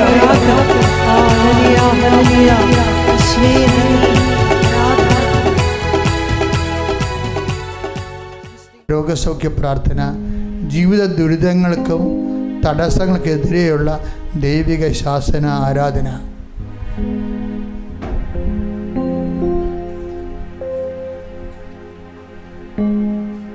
സന്തോഷത്തോടെ ഭക്തിയോടെ കർത്താവിൻ്റെ മക്കളെല്ലാവരും അനുഗ്രഹിക്കുന്ന സമയമാണ്. നിങ്ങൾ വെളുപ്പിനെ 3 മണിക്കും 4 മണിക്കൊക്കെ എഴുന്നേറ്റ് പോകുന്ന ആൾക്കാരാണ്. കർത്താവിനത് അറിയാം. അമ്മ മാതാവ് ജീവനോടെ പ്രത്യക്ഷപ്പെട്ട ഈ ഇടത്തിൽ കർത്താവിൻ്റെ വചനങ്ങൾ കേൾക്കാനാണ് നിങ്ങൾ വന്നത്. കർത്താവിൻ്റെ തിരുമുറുവാർന്ന വലതുകരത്താൽ എൻ്റെ മക്കളുടെ ശിരസിൽ കൈവച്ച് പ്രാർത്ഥിക്കുകയും അനുഗ്രഹിക്കുകയും നീ ഇപ്പോഴനുഭവിക്കുന്ന കണ്ണീരിൽ നിന്നൊക്കെ വിടു നൽകുന്ന സമയമാണ്. ശ്രുതികട്ടെ ശ്രുതികട്ടെ ശ്രുതികട്ടെ.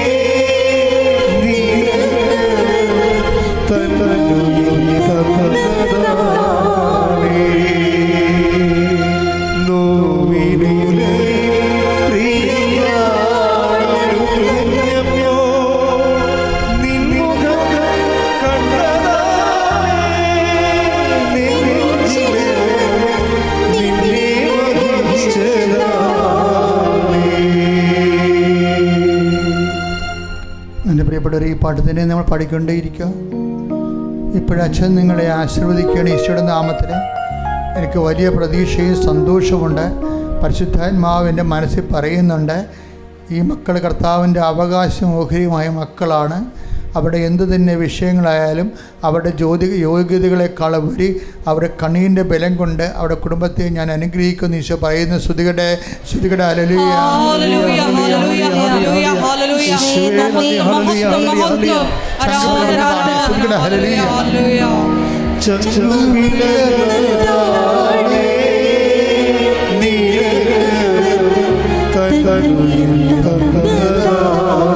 ഒരുമിച്ച് പാടുക സ്വരത്തിലെ.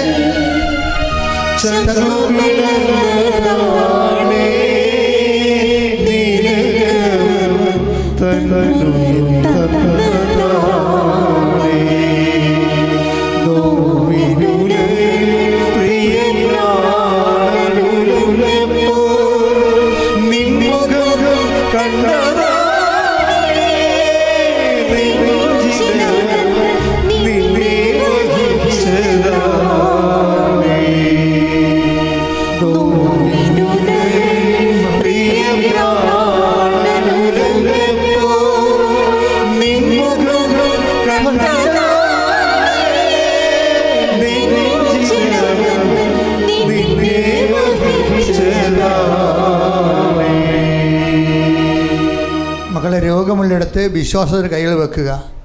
ഈ രോഗം നിങ്ങൾ ഇന്ന് കാണുന്ന ഈജിപ്തുകാരെ നാളെ നിങ്ങൾ കാണത്തില്ലെന്ന് പറഞ്ഞ വചനത്തിൽ അടിയുറച്ച് വിശ്വസിച്ചുകൊണ്ടാണ് നമ്മൾ രോഗങ്ങളുടെ മേൽ കർത്താവിൻ്റെ നാമത്തിൽ ദൈവിക ശാസന പ്രാർത്ഥന നടത്തുന്നത്.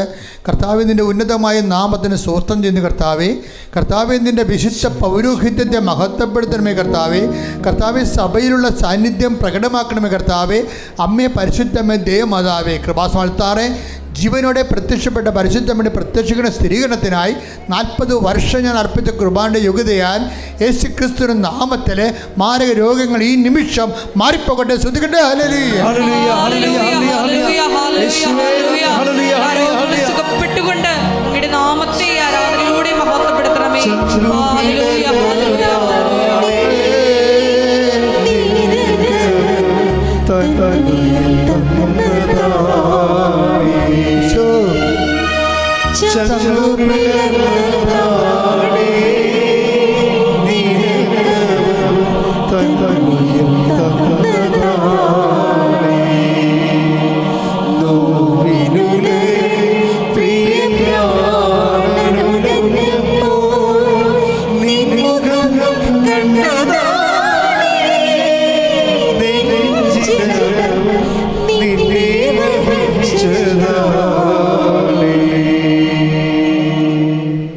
ജോലിയില്ലാത്തവരെ, ജോലി നഷ്ടപ്പെട്ടവരെ, ജോലിക്ക് വേണ്ടി ഇപ്പോഴേ പരിശ്രമിച്ചുകൊണ്ടിരിക്കുന്നവർ, മക്കളുടെ ഉന്നത വിദ്യാഭ്യാസത്തിന് വേണ്ടി മനസ്സ് കലക്കത്തോടുകൂടി എന്ത് ചെയ്യണമെന്നറിയാതെ വിഷമിക്കുന്നവർ, എന്ത് പഠിപ്പിക്കണം എന്നറിയാൻ പാടില്ലാതെ കുഴയുന്നവർ, അവർക്കെല്ലാം ഈ ആഴ്ചയിലെ കൃപാസ്ഥാനത്താറെ ജീവനോടെ പ്രത്യക്ഷപ്പെട്ട പരിശുദ്ധ അമ്മയെ നിങ്ങൾക്ക് വേണ്ടി മധ്യസ്ഥം വഹിക്കുന്ന സമയമാണ്. നിങ്ങൾക്കുള്ള അതിനുള്ള യോഗ്യതയുണ്ട്. നിങ്ങൾ പരിശുദ്ധ അമ്മയുമായി ഉടമ്പടിയാണ്. കഴിഞ്ഞ ദിവസങ്ങളിൽ ഒരു മോള് സാക്ഷ്യം പറയണത് ഇങ്ങനെയാണ്: അമ്മേ, ഞാൻ കാനഡയിൽ ഒറ്റക്കാണ്, എനിക്ക് ജോലിയില്ല, എനിക്ക് ഉടമ്പടി മാത്രമേ ഉള്ളൂ എന്ന്. അപ്പോൾ ഉടമ്പടി അമ്മയും അവളും ചെന്നപ്പോൾ എടുത്ത ഉടമ്പടിയെക്കുറിച്ച് അവൾക്ക് ഭയങ്കര ബോധ്യമാണ്. പിന്നെ അവളുടെ ജീവിതം ഇങ്ങനെ മാറി മറിയണതും അമ്മ അവളെ ഒരേ സ്ഥലത്ത് കൂട്ടിക്കൊണ്ടു പോകണ കണ്ട കണ്ണ് നിറഞ്ഞു പോയി. അതൊന്നും പറയാൻ നമുക്കിവിടെ ഇന്ന് സമയമില്ല, ഞാൻ ഒരിക്കലും അത് പറയാം. എങ്കിലും ആ സാക്ഷ്യമൊന്നും നിങ്ങൾ ശ്രദ്ധിക്കണം. നമ്മുടെ സാക്ഷ്യത്തിലതുണ്ട്, സൂപ്പർ സാക്ഷ്യം. അവർക്ക് എടുക്കുന്ന നിലപാടുകളാണ്. വിശ്വാസം ഒരു നിലപാടാണ്, മറിയം ഒരു നിലപാടാണ്. നിനക്കില്ല, അവർക്ക് വീഞ്ഞില്ല, അവർക്ക് അപമാനം വരാൻ പോകുന്നു. നമ്മുടെ ജീവിതത്തിൽ വരാൻ പോകുന്ന കാർമേഘങ്ങൾ, ജീവിതം ഡാർക്കാകാൻ പോകുന്നു എന്നാണ് അമ്മ കാനായിലെ കല്യാണത്തിൽ ഈശോയോട് പറഞ്ഞത്. അവർക്ക് വീഞ്ഞില്ല, അവരുടെ ജീവിതം മറ്റു മനുഷ്യരുടെ മുമ്പിൽ അപമാനിക്കപ്പെടാൻ പോകുന്നു, അവർ ഡാർക്കാകാൻ പോകുന്നു. അപ്പോഴാണ് കർത്താവ് തൻ്റെ കൈകൾ നീട്ടിയത്. മറിയത്തിൻ്റെ മധ്യസ്ഥതയിൽ ആ കൈകൾ ദൈവപൈതലേ ഇപ്പോഴ് നിന്റെ ജീവിതത്തിൻ്റെ മേൽ ഉയരുന്നു. ശ്രുതിക്കട്ടെ ഹല്ലേലൂയ.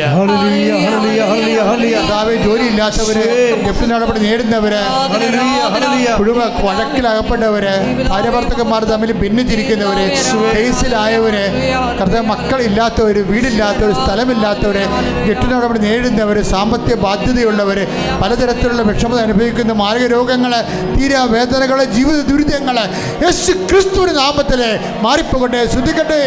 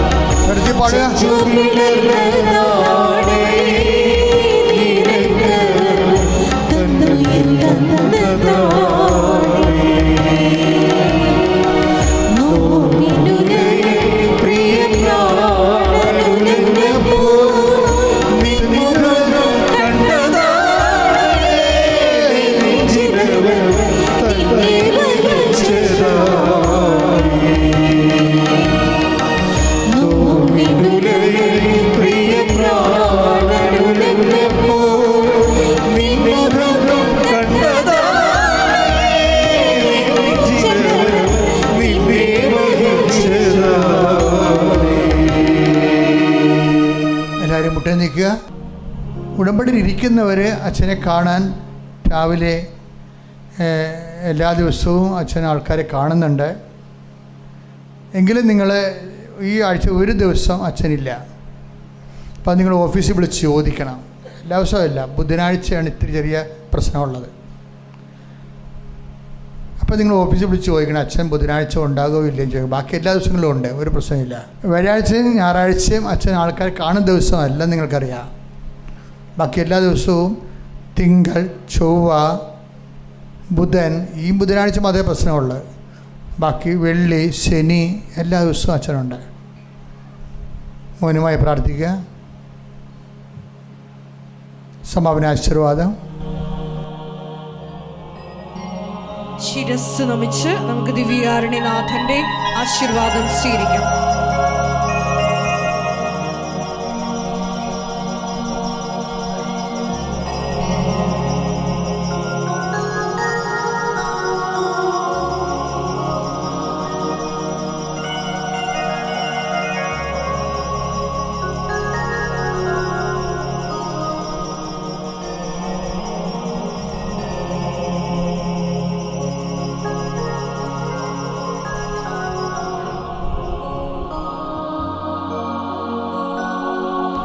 പരിശുദ്ധ പരമമാ ദിവ്യകാരുണ്യമേ, എന്നും അങ്ങേയ്ക്ക്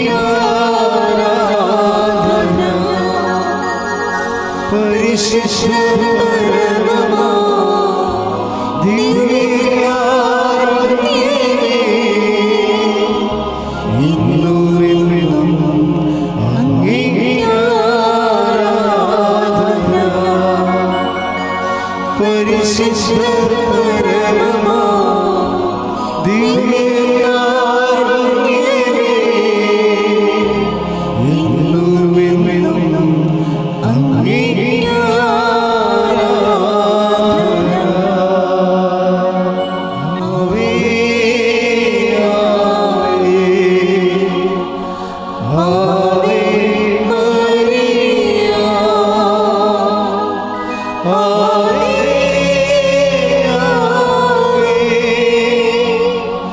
ആവേ മരിയ. അറിയിപ്പുകളാണ് ഈ സമയം നൽകുന്നത്. കൃപാസനത്തിൽ എല്ലാ ദിവസവും മരിയൻ ഉടമ്പടി എടുക്കാനും പുതുക്കാനുമുള്ള അവസരം ഉണ്ടായിരിക്കുന്നതാണ്. അതുപോലെ തന്നെ എല്ലാ ദിവസവും രാവിലെ 10:30 ഇംഗ്ലീഷ് മരിയൻ ഉടമ്പടി ക്ലാസ്സും ഉച്ചകഴിഞ്ഞ് 1:30 ഹിന്ദി മരിയൻ ഉടമ്പടി ക്ലാസ്സും രണ്ടാം ചൊവ്വാഴ്ചകളിൽ തമിഴ് മരിയൻ ഉടമ്പടി ക്ലാസ്സും രാവിലെ 10 മണിക്ക് ഉണ്ടായിരിക്കുന്നതാണ്.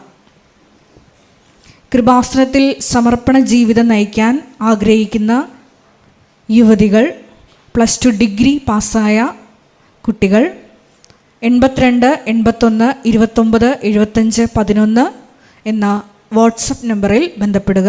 അതുമല്ലെങ്കിൽ apparitionmissionaries@gmail.com എന്ന ഇമെയിൽ അഡ്രസ്സിൽ കോൺടാക്റ്റ് ചെയ്യുക. കൃപാസനം പത്രം 23 ഭാഷകളിൽ ലഭ്യമാണ്. നിങ്ങൾ ആയിരിക്കുന്ന ഇടങ്ങളിൽ ഏത് ഭാഷ കൊടുത്താൽ ദൈവജനത്തിന് ഏറ്റവും പ്രയോജനകരമാകും എന്നുള്ള ഭാഷകളാണ് ഉടമ്പടി എടുക്കുന്ന സഹോദരങ്ങൾ വാങ്ങിച്ചുകൊണ്ട് പോകേണ്ടത് എന്നുള്ള കാര്യം സ്നേഹപൂർവ്വം ഓർമ്മപ്പെടുത്തുന്നു.